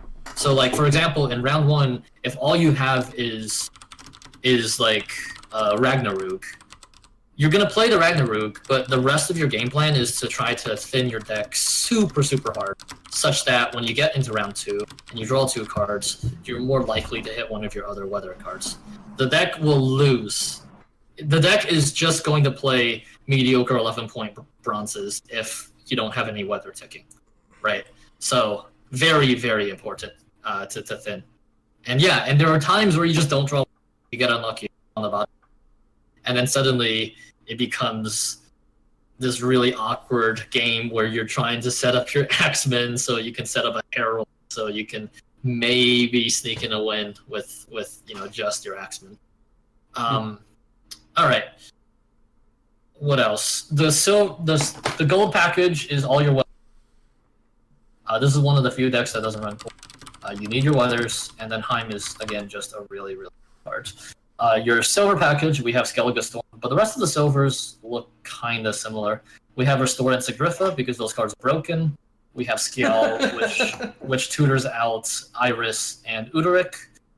And then our bronze package is we have a bunch of ships, and then we have Axemen.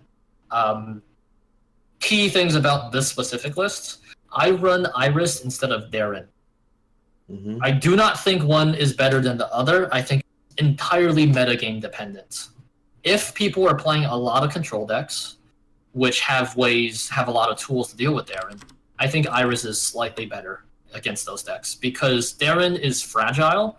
You're forced to play Darren early because you need to get him on the board for him to start ticking. Whereas with Iris, yes, they can compress Iris. Yes, they can Mandrake Iris. But generally, the way you play Iris is if you're, say, ahead by 10 points, you have like a reasonable... You just drop Iris into like the front of a Skellige Storm, and then your opponent has has a one-turn window where they must kill Iris, otherwise you're gonna get 25. So it a lot of times forces your opponent to in a round 2 situation or something. Like a lot of times with this deck, if you're on blue coin, you're gonna dry past round 1 because you want to maximize the round length. You go into a round 2, and then there's this tension because you're trying to get your opponent to pass as early as possible, and your opponent knows that, and they're going to try to stay in the round as long as possible. So you're trying to set up for this hero pass situation. Iris helps a lot with that because when you drop the Iris, you're threatening a huge point burst right away. It takes Darren maybe 3 or 4 turns to get up to 5, whereas Iris immediately is 25 points in 2 turns. So you know, if you're in a good shape, but you just need your opponent to pass, it's a good way to try to bait your opponent to pass. It's also a reasonable finisher if you land it in a medium round 3. I would say you want to keep the card in hand until you're down to like maybe 4-ish cards a lot of the times. And if you feel like your opponent's just not going to pass, you want to play the card right away because in round 3, there's not a guarantee that you're even going to be able to land a 5-card Iris, right? You're not, if you don't have 5 bodies on Iris, it doesn't get full value. So that's kind of why I play Iris, I would say. Other things to note is if you are playing the Darren one, Darren is like the perfect Sigrifa target. So that version of the deck just tries to establish... That version of the deck leans more heavily towards the Axeman, the Darren. You just want to establish really, really strong turn-by-turn carryover. And then that's a deck that can hero pass easily once you have like a couple Axemen on the field. As long as your opponent doesn't have answers to them. You can just hero pass with... Even if they have like 5 cards in hand.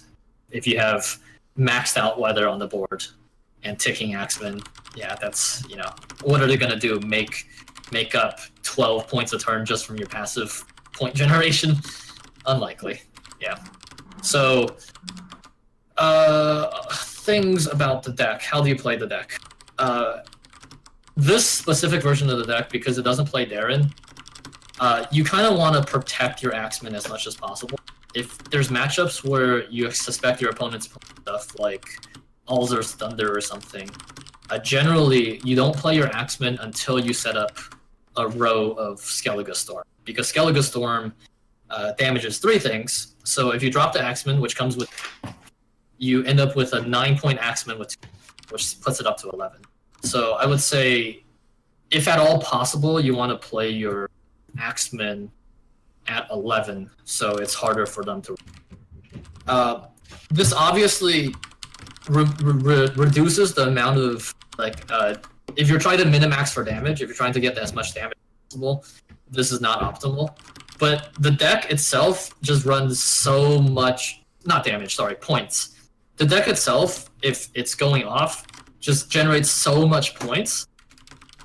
The way I actually like to think about it is you're trading your max point potential for safety, for playing around your opponent's. So it's actually worthwhile to sacrifice your potential points for playing around your opponent's removal spells. Because the way you lose the game is not because you lost by... If your engines are on the board and they're ticking and your opponent's have an answer, you're going to win by like 20 or even 40 or even 60 points. The way you lose the game is if you don't play around your answers to your stuff. Mm-hmm. And either they clear all your weather or they kill all your Axemen or something like that. And you end up with, just a weaker board in general. Yeah, a lot of that comes in play with Axeman. It also comes in play if your opponent has Weather Clear. So the general strategy is to play a Gold Weather, either Ragnarok or a Heatwave, and then play a Skellige.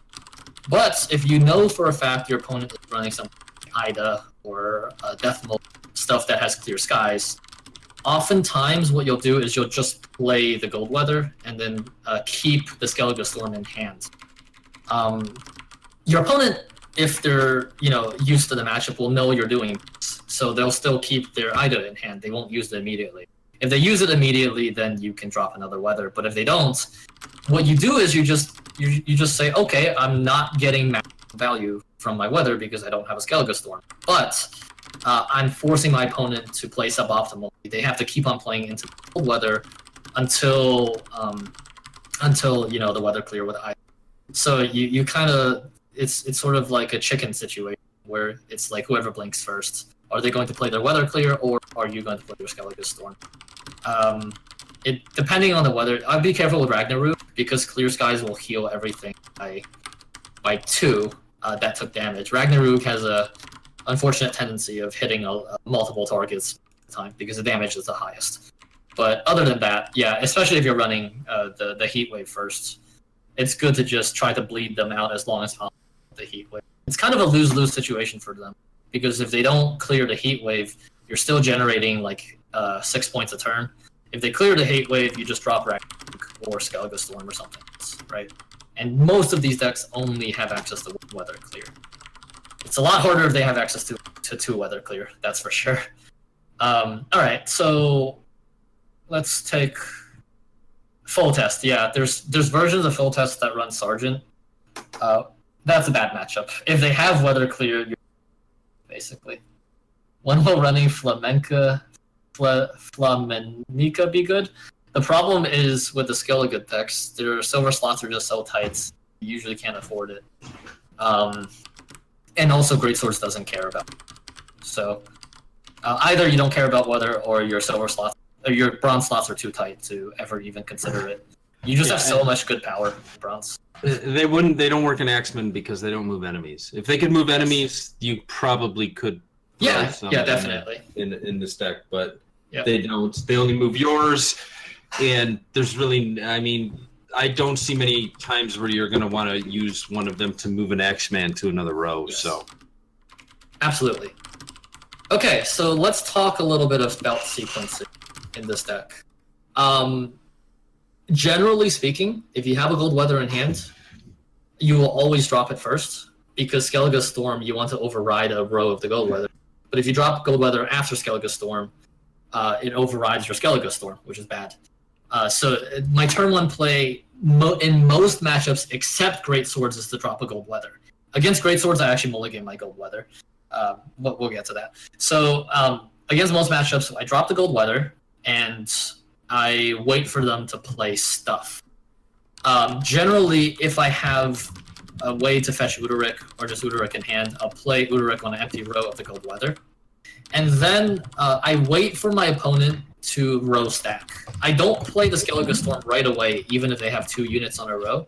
I try to wait for them to row stack like 3 solid units so that can survive the Skellige Storm for like maybe 4 rounds or so. Again, we're giving up some points by not playing the weather immediately, but we're setting up a situation where we're kind of putting our opponent in a really tough spot. It's always, we're trading max point potential for just a better situation in the game itself. So with that, what you can do to buy time is you can do like Pirate Captain into Warship and just ping a unit by 4. You can do stuff if they drop like 2 huge units, you can put units with your Whaler into one of the empty rows of the Gold Weather.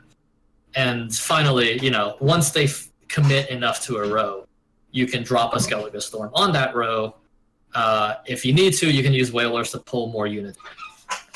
And then, finally, I would say you drop an Axeman or 2 in that row. And at that point, if it's round 1, that's like a decent pass, because your opponent will have to spend a lot of resources to catch up again. It's really weird. Like when you start with the deck, you go down like 30 points in the first 2 turns because you're just setting up gold weather and also spying. But very, very quickly, the point imbalance kind of shifts back in your, I would say within 4 or 5 turns, if they're continuing to drop units in, and then you're continuing to manipulate their units, so you max out on weather. Yeah, very, very easily go up 20, 30 and find a good pass. Your goal is to get your opponent to pass as soon as possible. You will generally not pass unless you can force your opponent out like 3 cards, basically. Winning round 1 is super important because it allows you to dry pass round 2. If your opponent wins round 1, they could potentially bleed you out of your cards because you committed so much resource that if you don't win, you're going to have to commit a lot of resources into round 2 to win round 2. By that point, you don't have any resources left for round 3, and then you kind of just lose the game. Herald's always nice. It's 16 points, and with an Axeman, it's actually 26 points. But, you know, most decks have better finishers. So, speaking of the rounds, so with Axeman, you either play round 1 to win, or you dry pass round 1 if you're on blue coin and win round 2. You're a deck that can only play 2 rounds. You cannot play all 3 rounds and expect the deck. This is why it's so important to win the round that you commit to, basically. So, anything else to mention? Yes. So if you're on blue coin and you have nothing, and you don't have gold weather, like say it's a round 3 situation, and you're trying to set up a situation where you drop an Axeman in a row, and it's actually fine just to play something like play a Corsair into a Whaler. It's an 11-point play. It's not exciting. It doesn't much, but you're a very reactive deck. You really are trying to respond to it. So you can just play dumb, stupid bronze ships until your opponent sets up a situation where you can help your Axeman, right? This is if you don't have weather in hand or something. Yeah. How do you play around locks? So against Radovid, I actually mulligan all but 1 Axeman. So I force them into a situation where if they want to lock that one. Well, actually, that's a lie. There's situations where I keep all in hand.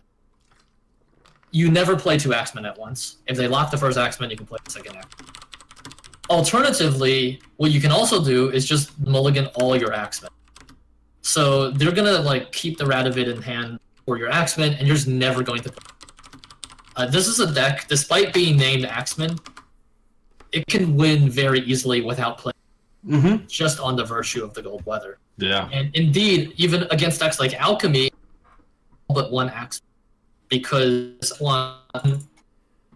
I just want 1 Axeman for the Skellige Storm. You only drop your Axeman if they have a full Skellige Storm, and you can tick it up to 11. So there's no point in having multiple Axemen, so I will never get a chance to play them, basically. So yeah, and against Ethne, I also just mulligan all my Axemen. I don't want any Axemen in that matchup because they run double Artifact Compression, and they also run Scorch. So these are matchups where Iris is also better because of stuff like Scorch and Artifact. I mean, they can Artifact Compress Iris, of course, but specifically Scorch, Gigni are reasons why, you know, Iris is a little better because it spreads out the 25 points among all your units. I mean, obviously, you might get unlucky and they'll buff 2 of your Whalers to 13, and then you get another Igni, but that's unlikely, especially if you play around it. All right. So we talked a little bit about sequencing, about awkward plays. Yeah, it feels kind of like Alchemy sometimes when you're on point and you just don't know what to play. But the key thing to keep in mind is you can win off of nothing, basically, in some matchups. You just generate so much points. Okay, let's talk about finishers a little bit. In this deck, my finishers are generally going to be Restore combo into Pirate Captain in like the Hmong Warship. Pirate Captain is 8, plus Corsair is 11, plus another 11. That's a 22-point play off of the restore if you go Pirate Captain, Corsair, Warship. Sigdrifa can also resurrect stuff like Hey May Spear Maiden or Pirate Captain to Corsair. It can also resurrect Axemen. So there's a lot of situations where you can set up a play where you hold Axemen into your hand until your second to last card in round 3, forcing your opponent to use all of their good cards on ships or other stuff that doesn't matter. And then you drop your Axemen, and then you drop Herald on the same row that you dropped your, which combined is a 32-point play. So this is really good in matchups where your opponent has some amount of, like if they're playing Northern Realms and they have stuff like Selkirk, and they have stuff like Ulzur's Thunder from a Death Mode or something. Yeah, so basically, rather than dropping the Axeman early, you save it for very, very late, hoping to bait out removal. And then you just combo it with a Herald. I generally save Herald for round 3, because it's just such a reliable finisher. Yes, it's only 16 points, but you know, there's a lot of situations where Herald can just kind of save you by being a solid, consistent play. Yeah, I almost always save Herald unless I absolutely need to use it. All right, so let's talk a little bit about some of the tougher matchups. The deck has free wins against a lot of things, like Veterans, for example. That's a free win. But the tougher matchups are the control matchup. Basically, weather clear matchups. You generally just against something like, you know, Northern Realms, which runs Death Mode and Sergeant. I already kind of went through this. You just play one weather at a time, and you kind of bait out their weather clear. If they have a weather clear for every single, tough luck, you're probably going to lose the match. What you can try to do is you can try to set up a row with all your Axemen, and then just kind of use your Herald with like 2 Axemen or 3 Axemen, which every Axeman gives your Herald 10 more, basically, because Herald's damage is individual. So you can kind of just set up a huge alpha with Heralds. You can also use Iris with the Hmong Warship, which pings the Iris, right? If you drop it in a row with it, ping it, you gain 3 points from the Warship, and also Iris will by 25. So generally, in the weather clear matchups, the weather themselves become unreliable, so you have to lean more towards the Axemen and your other finishers to win for you. In control matchups, when you play against like compression and stuff, I was mentioning, you just mulligan your Axemen, generally speaking, and you win off the back of weather. And finally, in greatswords, if you're playing against greatswords, first you cry, and then you sacrifice to whatever deity you believe in. And then, once you actually get into the game, the way you win that matchup is you don't play a gold weather. First of all, Ragnarok is completely unplayable because it always hits their greatswords, so you're actually giving them value. Drought is actually semi-playable, but you have to wait for them to commit their greatswords and some lower-cost units like Corsairs before you play the Drought, because you never want your weather to hit your greatsword as much as possible. Skellige Storm is actually your win condition in the matchup, but you don't play it immediately. So what you want to do with Skellige Storm is you want to wait for them to commit a number of their greatswords and boats, and you want to storm a row such that it hits 1 or fewer greatswords. You don't ever want a situation where you drop and they just immediately drop a greatsword into your Skellige Storm. That feels terrible, because the greatsword is making your Skellige Storm do only 2 damage, and not only that, again, you're helping by hitting their own greatsword. So against greatswords, hold weather until you have favorable positions to use the weather. What do you do instead of playing weather? Well, let's say we're on red coin, they just drop a greatsword. What I've found works really well, actually, is I just drop an Axeman in the row that they're great. This way, yes, their engine ticks for 3 a turn, but at least we can kind of keep up a little bit, because every time the Longship hits the Greatsword, we go up also. Greatswords is a matchup where you want to mulligan aggressively to find your Axemen, because that's how you're going to keep up their Greatsword engines. And then you rely on things like Warship to ping their Longships, which grow your Greatswords by 4. Sorry, grow your Axemen by 4.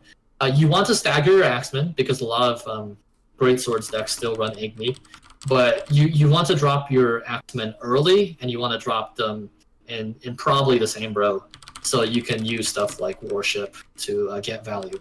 If you have 2 Axemen in a row, you actually make their Longships tick for -1, unless they're ticking on a Greatsword. If they're ticking on anything but a Greatsword, they actually, Longships average 1 point a turn. If you have 2 Axemen, you actually average 2 points a turn off of their Longship tick. Now let's talk about disrupting Greatswords. So if they play a Greatsword and then a Longship and they have that combo running, you can use your Whalers to pull their Longships away from their Greatswords. Alternatively, you can pull their Greatswords away from the Longships, but the damage, you lose out on the damage because the Greatswords will heal that damage. So that's one way you can kind of disrupt their combo a little. If they don't have that many Greatswords or Longships or something, if they're missing out on one of the engine, you can end up in a situation where you just completely stagger their Greatswords and Longships, so they're not actually ticking. Other than that, there have been situations where I just dropped Herald round 1 to ping to just kill a 10-point Greatsword because I didn't want to deal with it. I'm not sure if that's necessarily right, but you have to stop them from growing their Greatswords. They will win 100% in a round 3 situation if their Greatswords are really high. Not only that, you cannot let them win round 1 because they're going to bleed you down to 0 in round 2. All they need is a single resurrection on a sword to win. So you never want to end up in that situation. So you want to play high tempo. You want to drop your Axemen early. You want to grow your Axemen to the point where your opponent's forced to pass. You can disrupt them using Longships. You can also use your Spies to disrupt. So if you drop your Uderic, you want to save your Uderic for a situation where they play a Greatsword and a Longship. You drop your Spy in between their Greatsword and their Longship. Suddenly they're not actually growing their Greatsword anymore. Like I was saying, you're actually getting positive points off of their Longship if they're hitting the Spy. So that's really strong. You can also do stuff like put Iris and the Longship, and eventually, if they don't do anything, they're going to kill the Iris for you. Or if they don't do that, you can always still use Whalers and Demon Warships to kill your own Iris. But yeah, very, very difficult matchup. I would say it's like 40%, 35 or 40% chance to win. But it is winnable if you play really, really well, or if the Greatswords player doesn't necessarily know what they're doing. So, yeah, okay. I think those are the matchups that I wanted to cover. If I could chime in.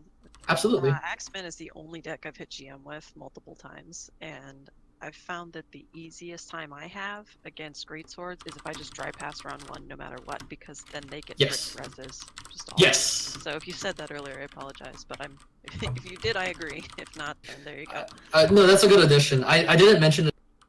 I say generally with Axemen, you dry pass round 1 if you're on blue point anyways, but specifically against Greatswords, it's actually pretty decent to dry pass round 1 because you kind of brick their reses. What you don't want to do is play into round 1 and then lose round 1, because you guarantee lose the game if that happens, because in round 2 they're gonna just bleed you out. Versus dry passing round 1, what happens is they're gonna have multiple dead cards in their hand round 2, so they can't actually bleed you out to 0. So that's why dry passing is good there. Another thing I've seen done, and I've used sometimes, is I will try to, like, if I don't feel like I'm favored in winning round 1, I'll kind of half-ass round 1. I'll play just a couple ships that I can res. I'll thin my deck. I'll set up for a strong round 2. And then I'll pass them once they play like 2 of their greatswords and before they grow to too big. So I'll pass when they have like an 8-point greatsword and a 10-point greatsword. And then force them into a round 2 situation. It's not always ideal. I don't think you want, but sometimes if your hand's off, you're forced to. But the idea is you pass before they actually grow their greatswords, so it's like you're playing a round 1 situation again in round 2. So those are options. Generally, you do that if you can somehow get card advantage. But yeah, all right. Do we have any questions about X-Men?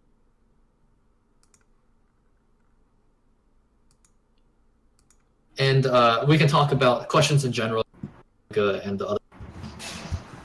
I think at this point we've covered all the decks and all the matchups, so we can just move on to like a Q&A session.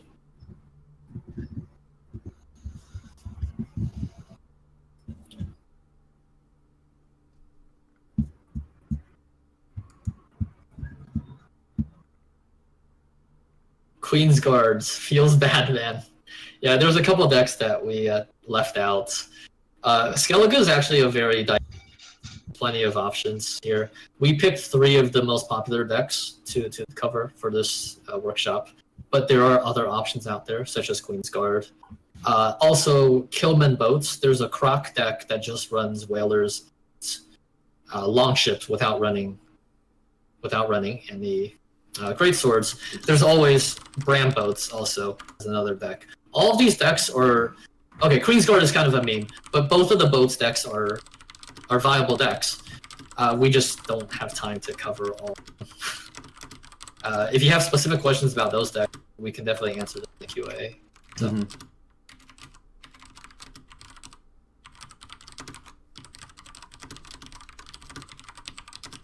Okay.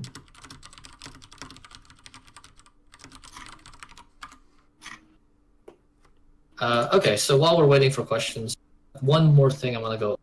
Isha brought up the good point that I didn't cover how to use Heim in certain matchups. So yeah, let's talk about that. That's actually important.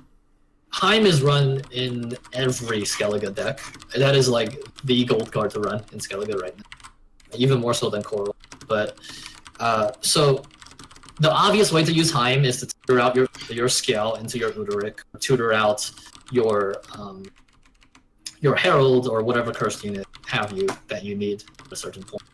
But the other mode of Heim is to tutor to create a silver unit from your opponent's deck.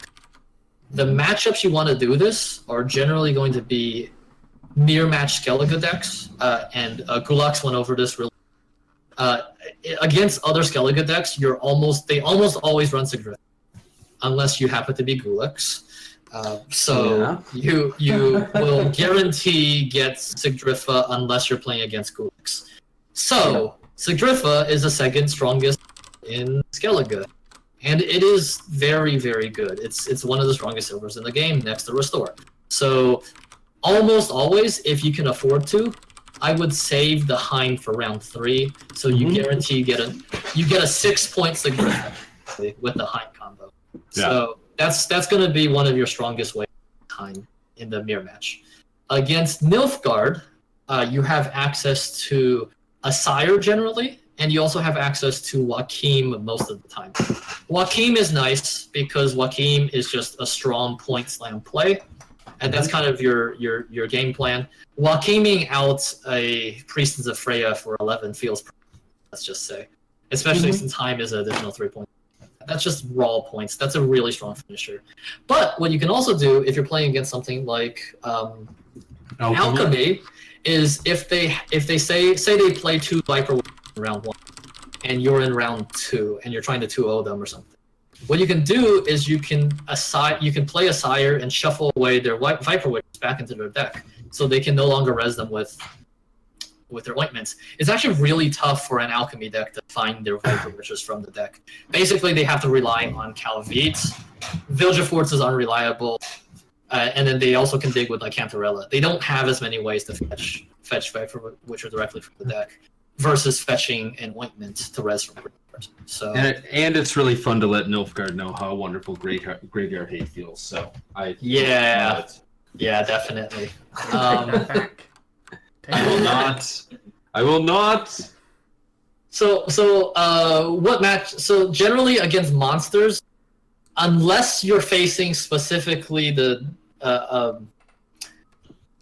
dedicated Sabbath deck, which runs Morvid, you don't have good targets for Heim. So against like monsters, I would usually use Heim to fetch my Skel and cursed units. Yeah. But if you're in the matchup with Sabbath, what they have is they'll play a Mork. What is the card called? Morvid, right? Yes. Morvid, yeah. Yes, I got confused with Morkvarg.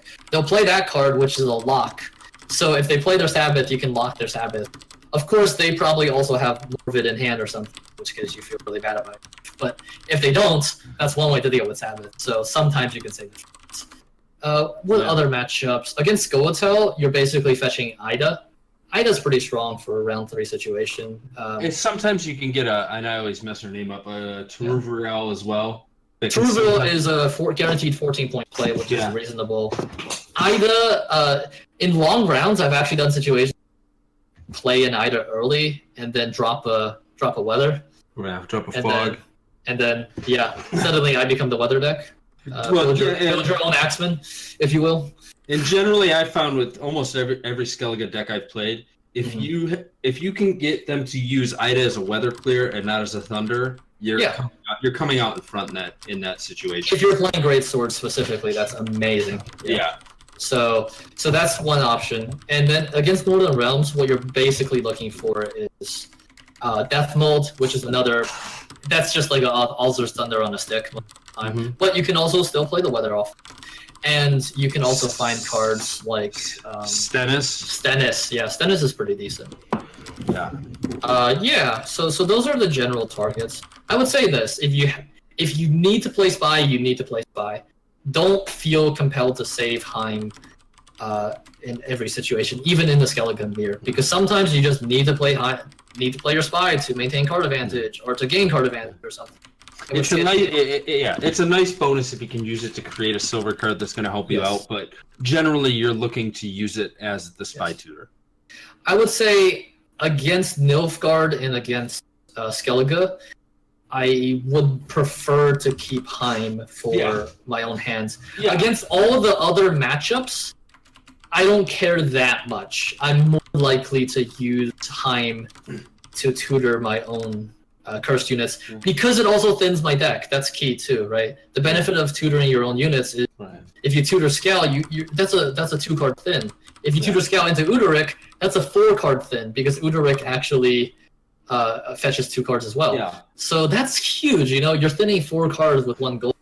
Yeah, and you're actually getting cards that you planned on using to win the match. You're not drawing a card that could help you win the match, but you end up pulling something that's horrible, right?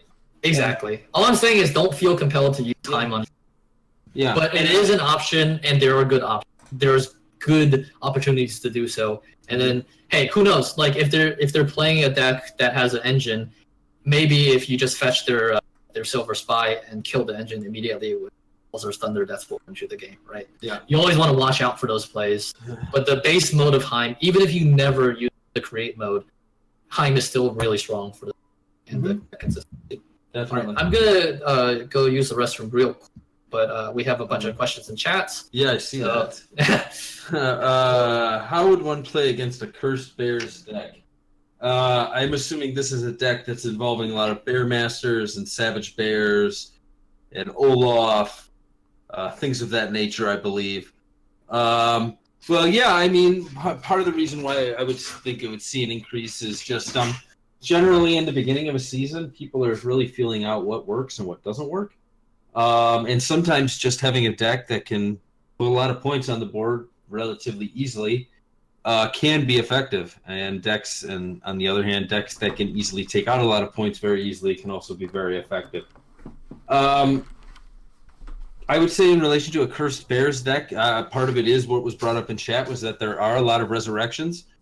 In relation to that, you have Freyas for Bear Masters, and you also have Haymay Protectors, which can tutor out Bone Talismans to bring back not just bears, but also Raging Berserkers that can also turn into bears, but they can resurrect both, and they can also resurrect Berserker Marauders, because Bone Talismans can also revive Cultists, the only two of which we have in the game in Skellige are Raging Berserkers and Berserker Marauders, and since all of those units are also cursed, the Berserker Marauders are gaining a relatively decent amount of boost on their play. So, I mean, it is a deck that can put out a lot of points, but again, sometimes in relation to veterans, it's also relatively vulnerable because it's not always the easiest for those decks to stagger their units. Yeah. So do Raging Berserkers have a point now that we have Bear Masters?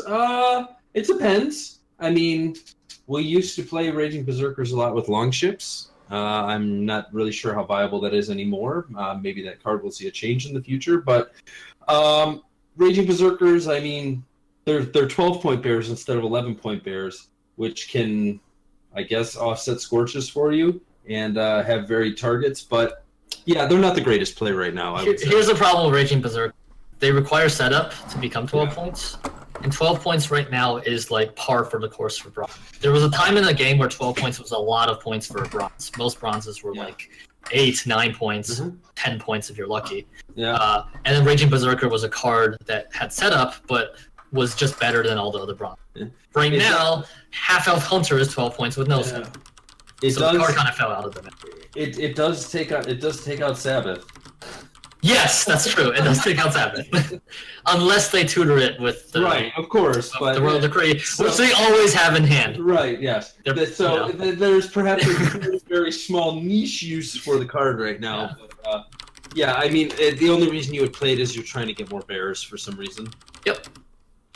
At most cursed, so like the best build of sort of cursed Skellige, I think, doesn't run Berserkers still. It just runs Bone Talisman.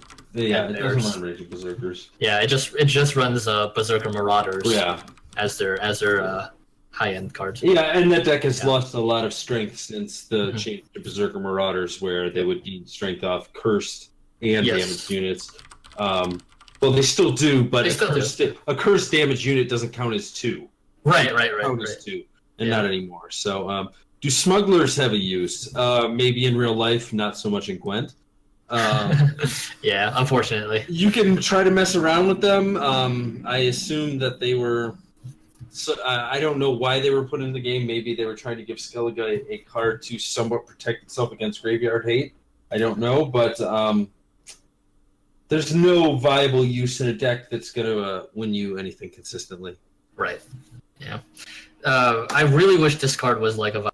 It's just not. It's sad, but maybe with Homecoming we'll see the discard archetype come back. I really liked playing like Brand discard back in the day with. Yeah, it was great. But not really a thing anymore. It just got outpointed basically. Like other combos just give you generate more. Yeah, and it just doesn't have the options that say something like Reveal, which is almost like the Nilfgaard equivalent of discard. Reveal has many more options to actually reveal cards than, say, Skellige does to actually discard cards. Reveal actually has payoff.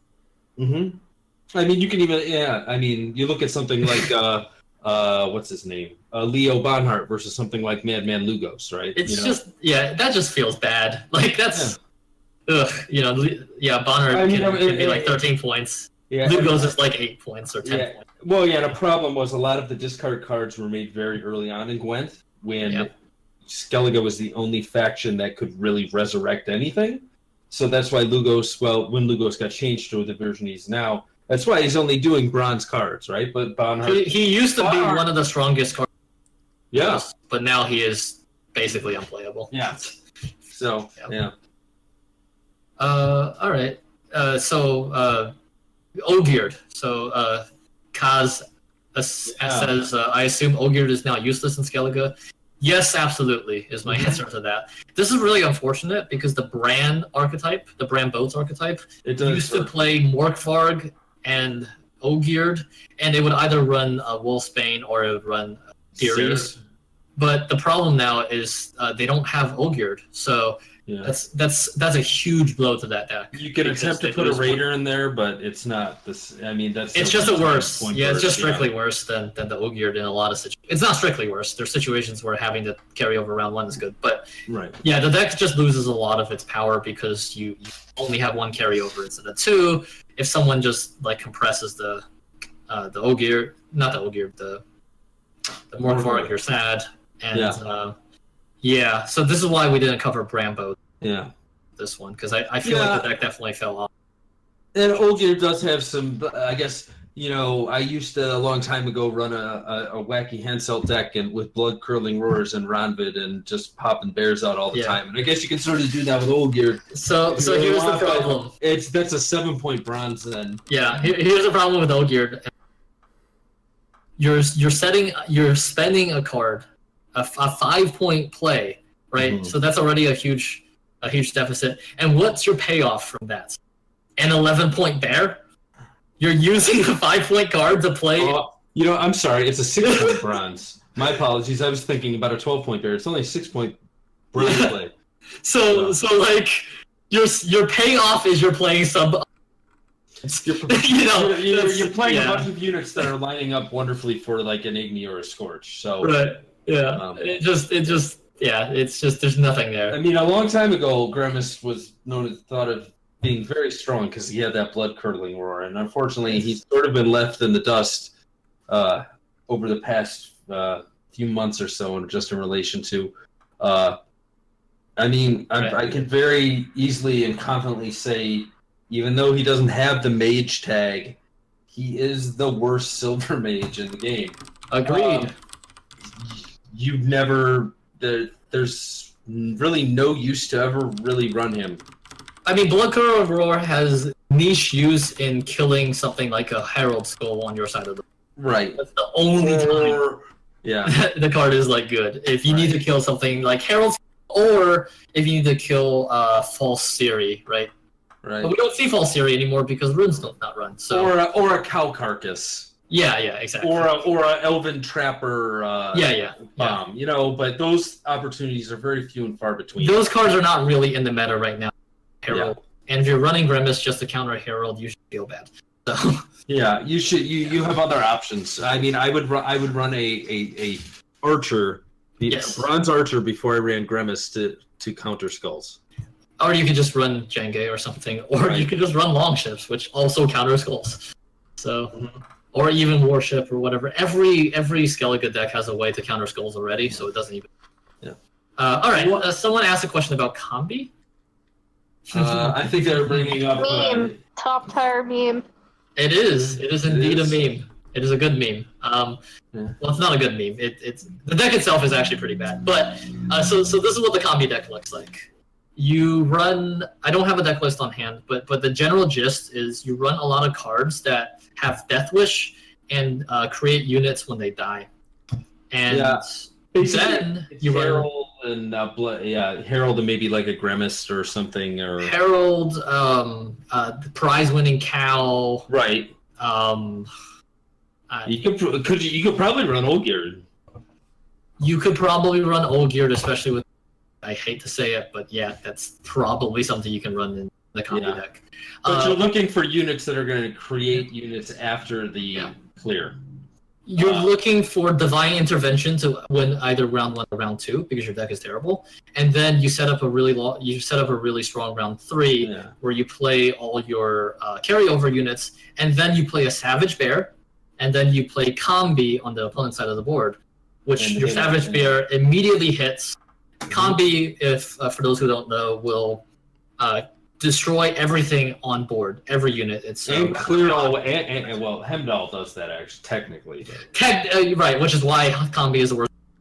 Yeah, technically, when combi dies, is spawn Hemdall, which does all this stuff, right? Yeah, when combi, which is a 1-point spy, dies, it spawns Hemdall, which is a 20-point card for your opponents.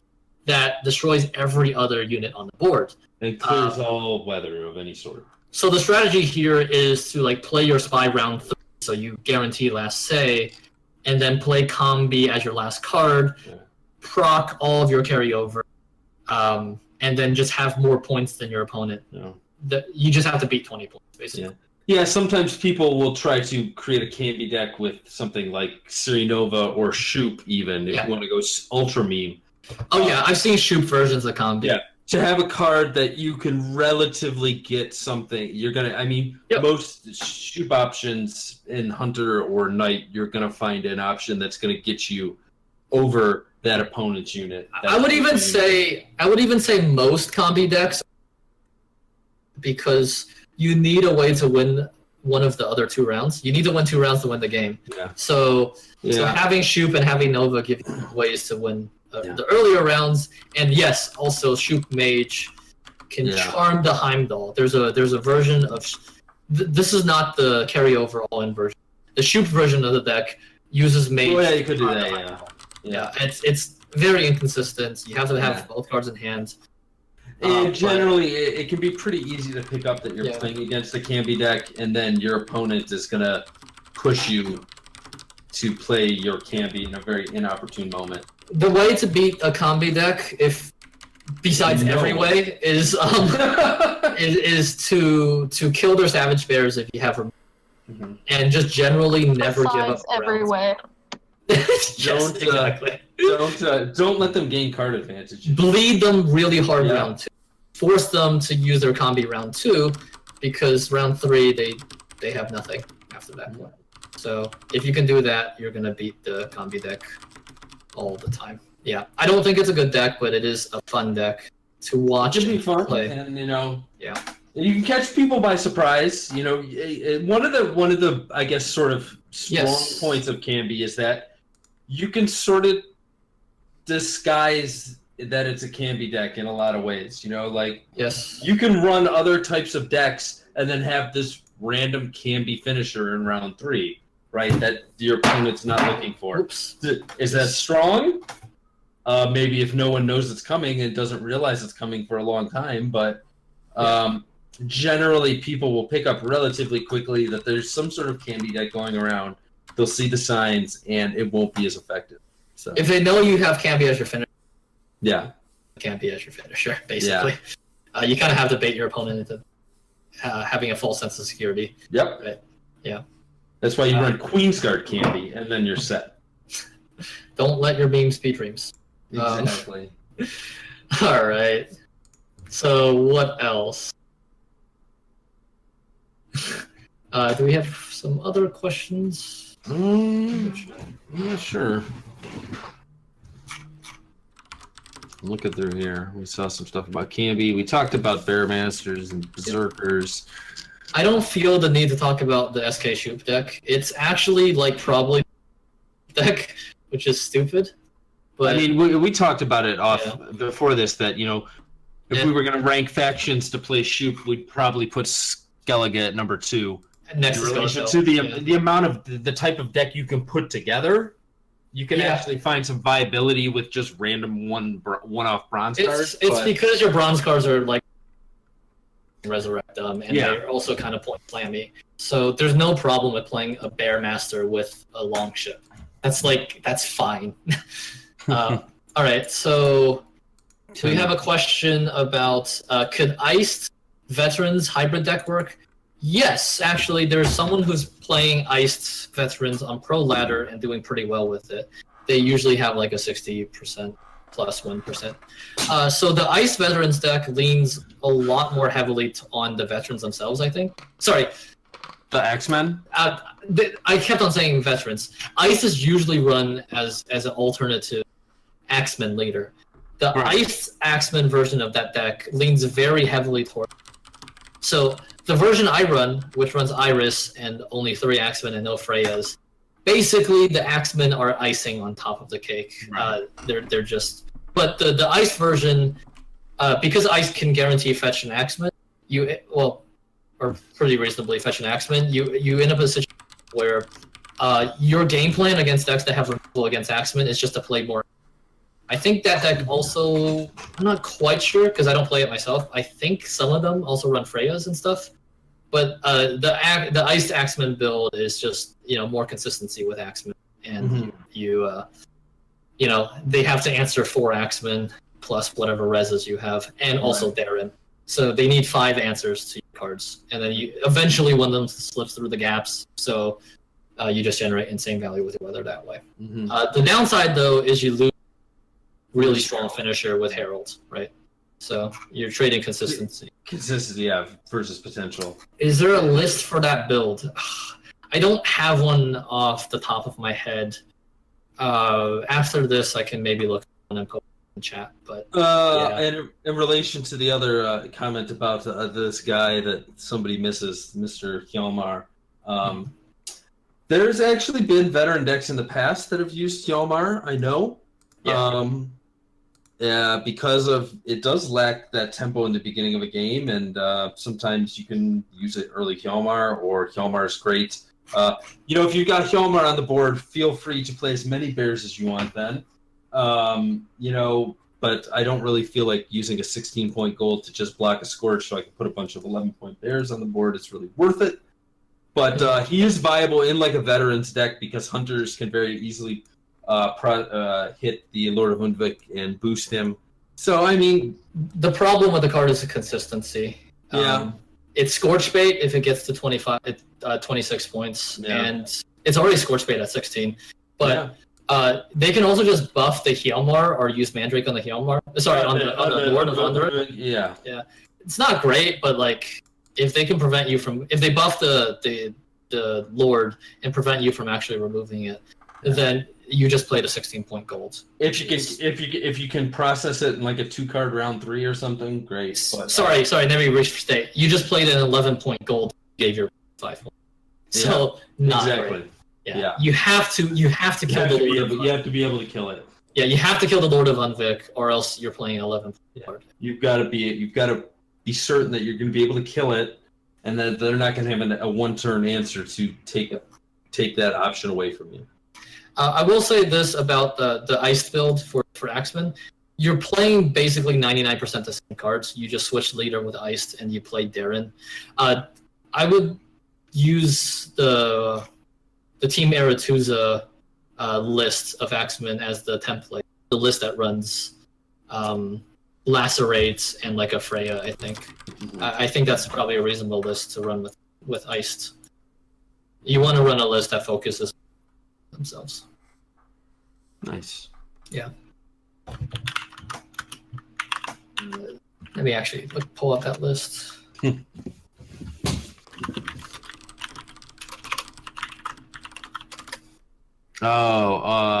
asking about skirmishers. No, they've sort of just been they're outclassed in relation to points. Yeah. They used to be the primary card you would play with veterans when veterans were first introduced.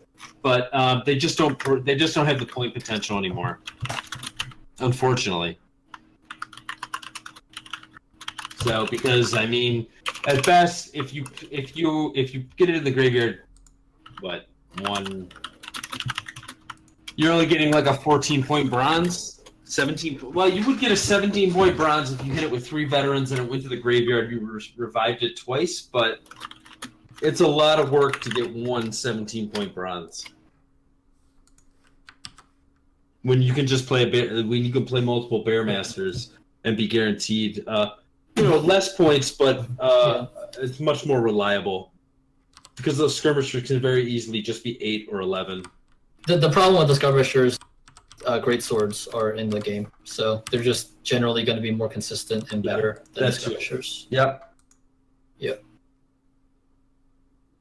All right, I think we covered most things at this point. Are there any tech cards we didn't cover? One card that I thought about that we didn't bring up that we are starting to see in veteran decks a little bit more is and I'm not sure exactly. I know which silver I take out. I usually take out the Skjal. Is our friend the Champion of Hove?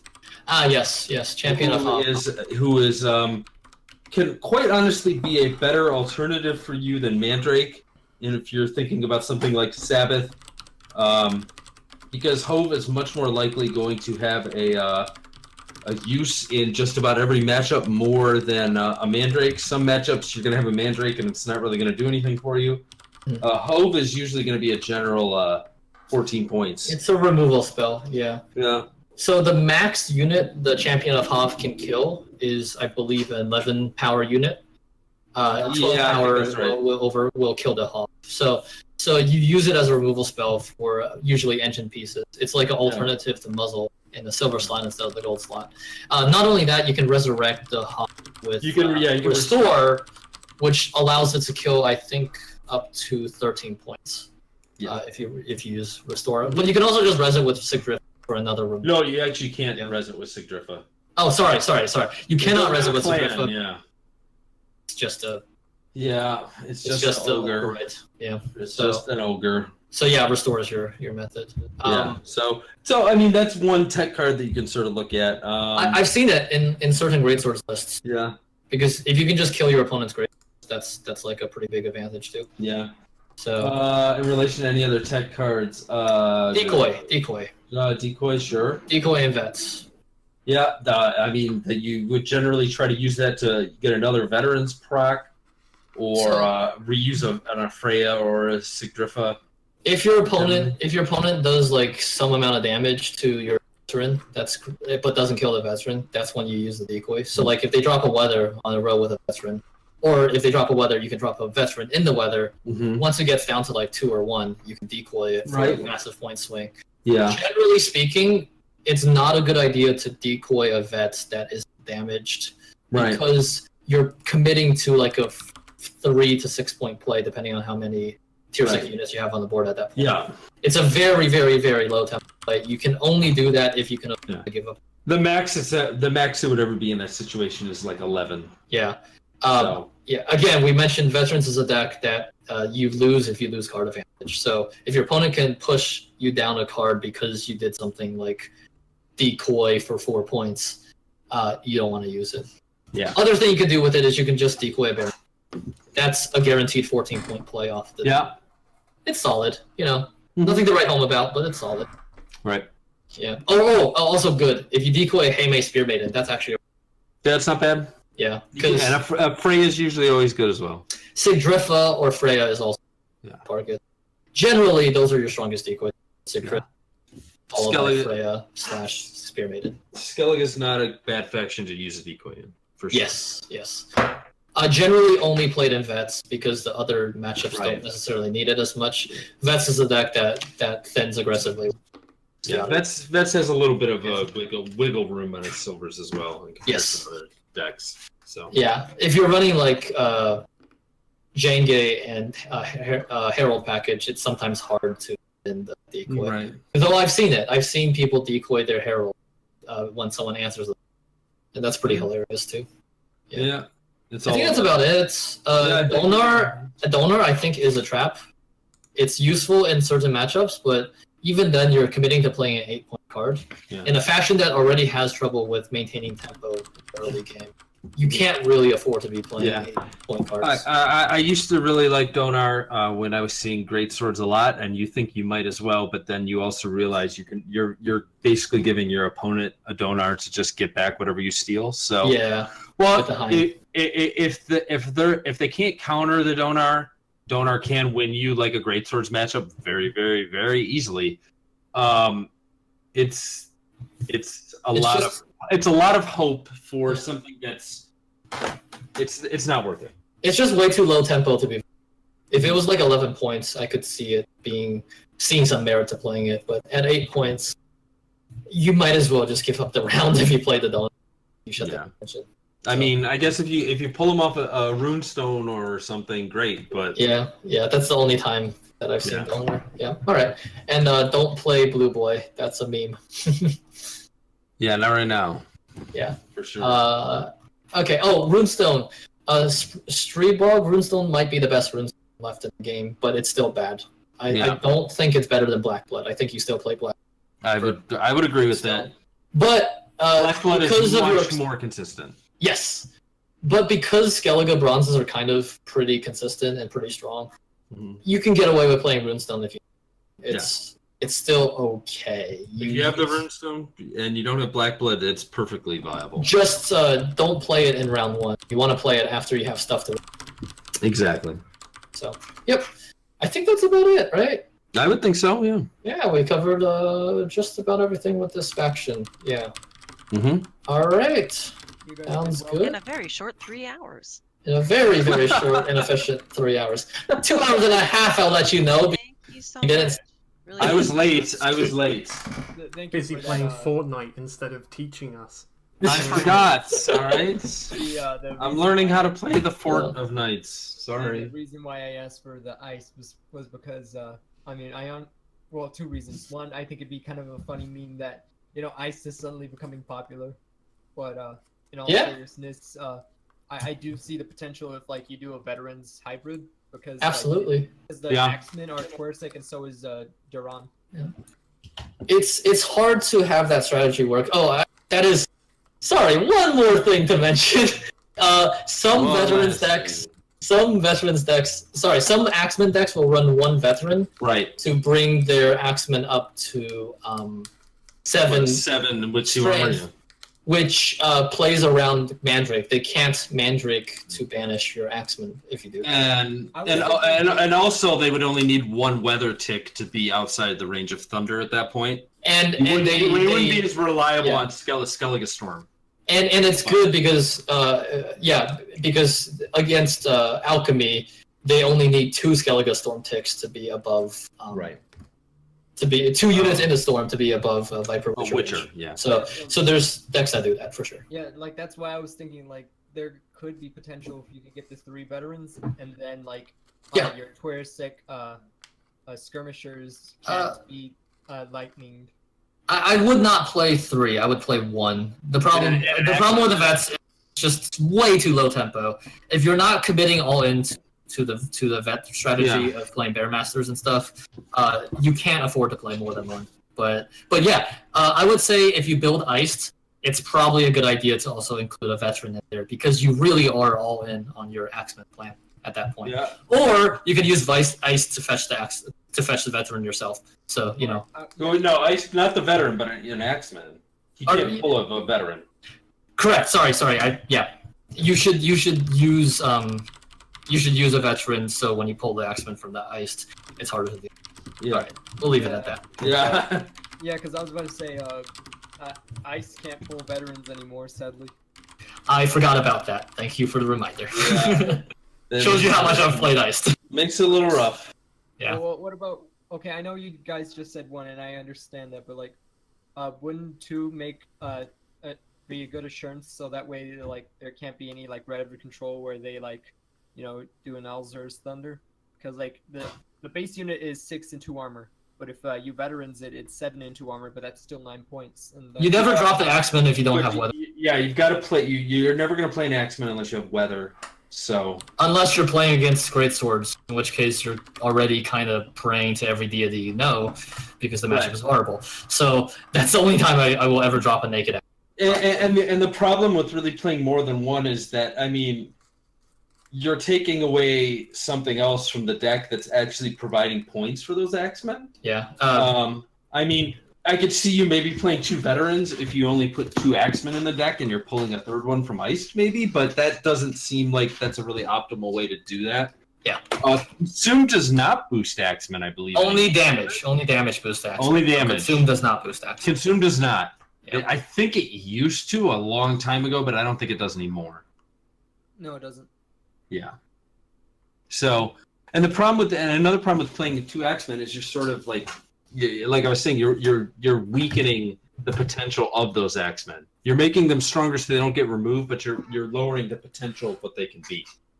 Right. It's just a weak card, basically. The only reason you play it is to specifically buffer against Alzur's Thunder, against Viper Witcher, and against Mandrake. Yeah. So there's no point in really, going all in on the vets. Yeah, that makes sense. It's just that that was my inquiry because I thought, wouldn't that be at least a good play around against like the Thunders? Yeah, absolutely. This is why I think if you're playing Iced, you probably run one veteran for that reason. And I mean, if you could guarantee that you could pull veterans in round one, yeah, maybe you could figure out a way to play more than one, but there's no way to reliably do that. Yeah. So maybe you could consider even recon or something. I don't know. Again, I don't play the Ice, but so I'm not the best person to speak. I mean, it's just a card. If you have it when you want it, it's great. Yeah. But if you draw a veteran, there's nothing you want to see less in a veteran's deck in round 3 than a veteran. Yep. Yeah. I will say this also. There is someone with Iced right now who has like 66-70% win rate. Some days, I think. I've been keeping track. So it is viable. I don't know if it's the best version of Axeman, but it's an alternative. One to go. I find it like that's my amusement. If like I could get like somehow a really positive win rate, people would be like, oh yeah. If you look at Gwent DB, I mean, if you look at all of the create leaders, I mean, Iced probably is the best one. I think maybe I don't know, but I mean, it's a create leader, so I mean, he's the best in relation to that. He's got a set pool. Well, I guess he's really a spawn leader, so maybe I should take that back. He's a spawn leader, so it's consistent. So he's sort of in between the create leaders and all the rest. So he's sort of a tier up a little bit from the other 3, but even then, he's only pulling you a unit you would already be playing in your deck anyway. He's not pulling you something unique that's going to give your deck a bigger edge. Yeah. Okay. So currently the stats are showing really bad. It's like 43%. But every now and then, like there's like a day or two where Ice spikes up to 70 because some person's playing a stupid Ice deck that works. So I don't recommend it, but it is possible. Yeah, I feel like that'd be like the most humorous thing for me. Well, it's very clearly humorous to someone else because it does happen. Figure it out and make it happen. Yeah. All right. Let's probably end this here, I think. Yeah, I think that'd be good. We can talk for another 5 hours. Yeah, I'm sure we could. It's probably bad for everyone, so. Yeah. I should eat food at some point. Yeah. Thanks so much for stopping by. Hope everyone learned something. Thanks for having us. Yeah. Skellige! That'll work.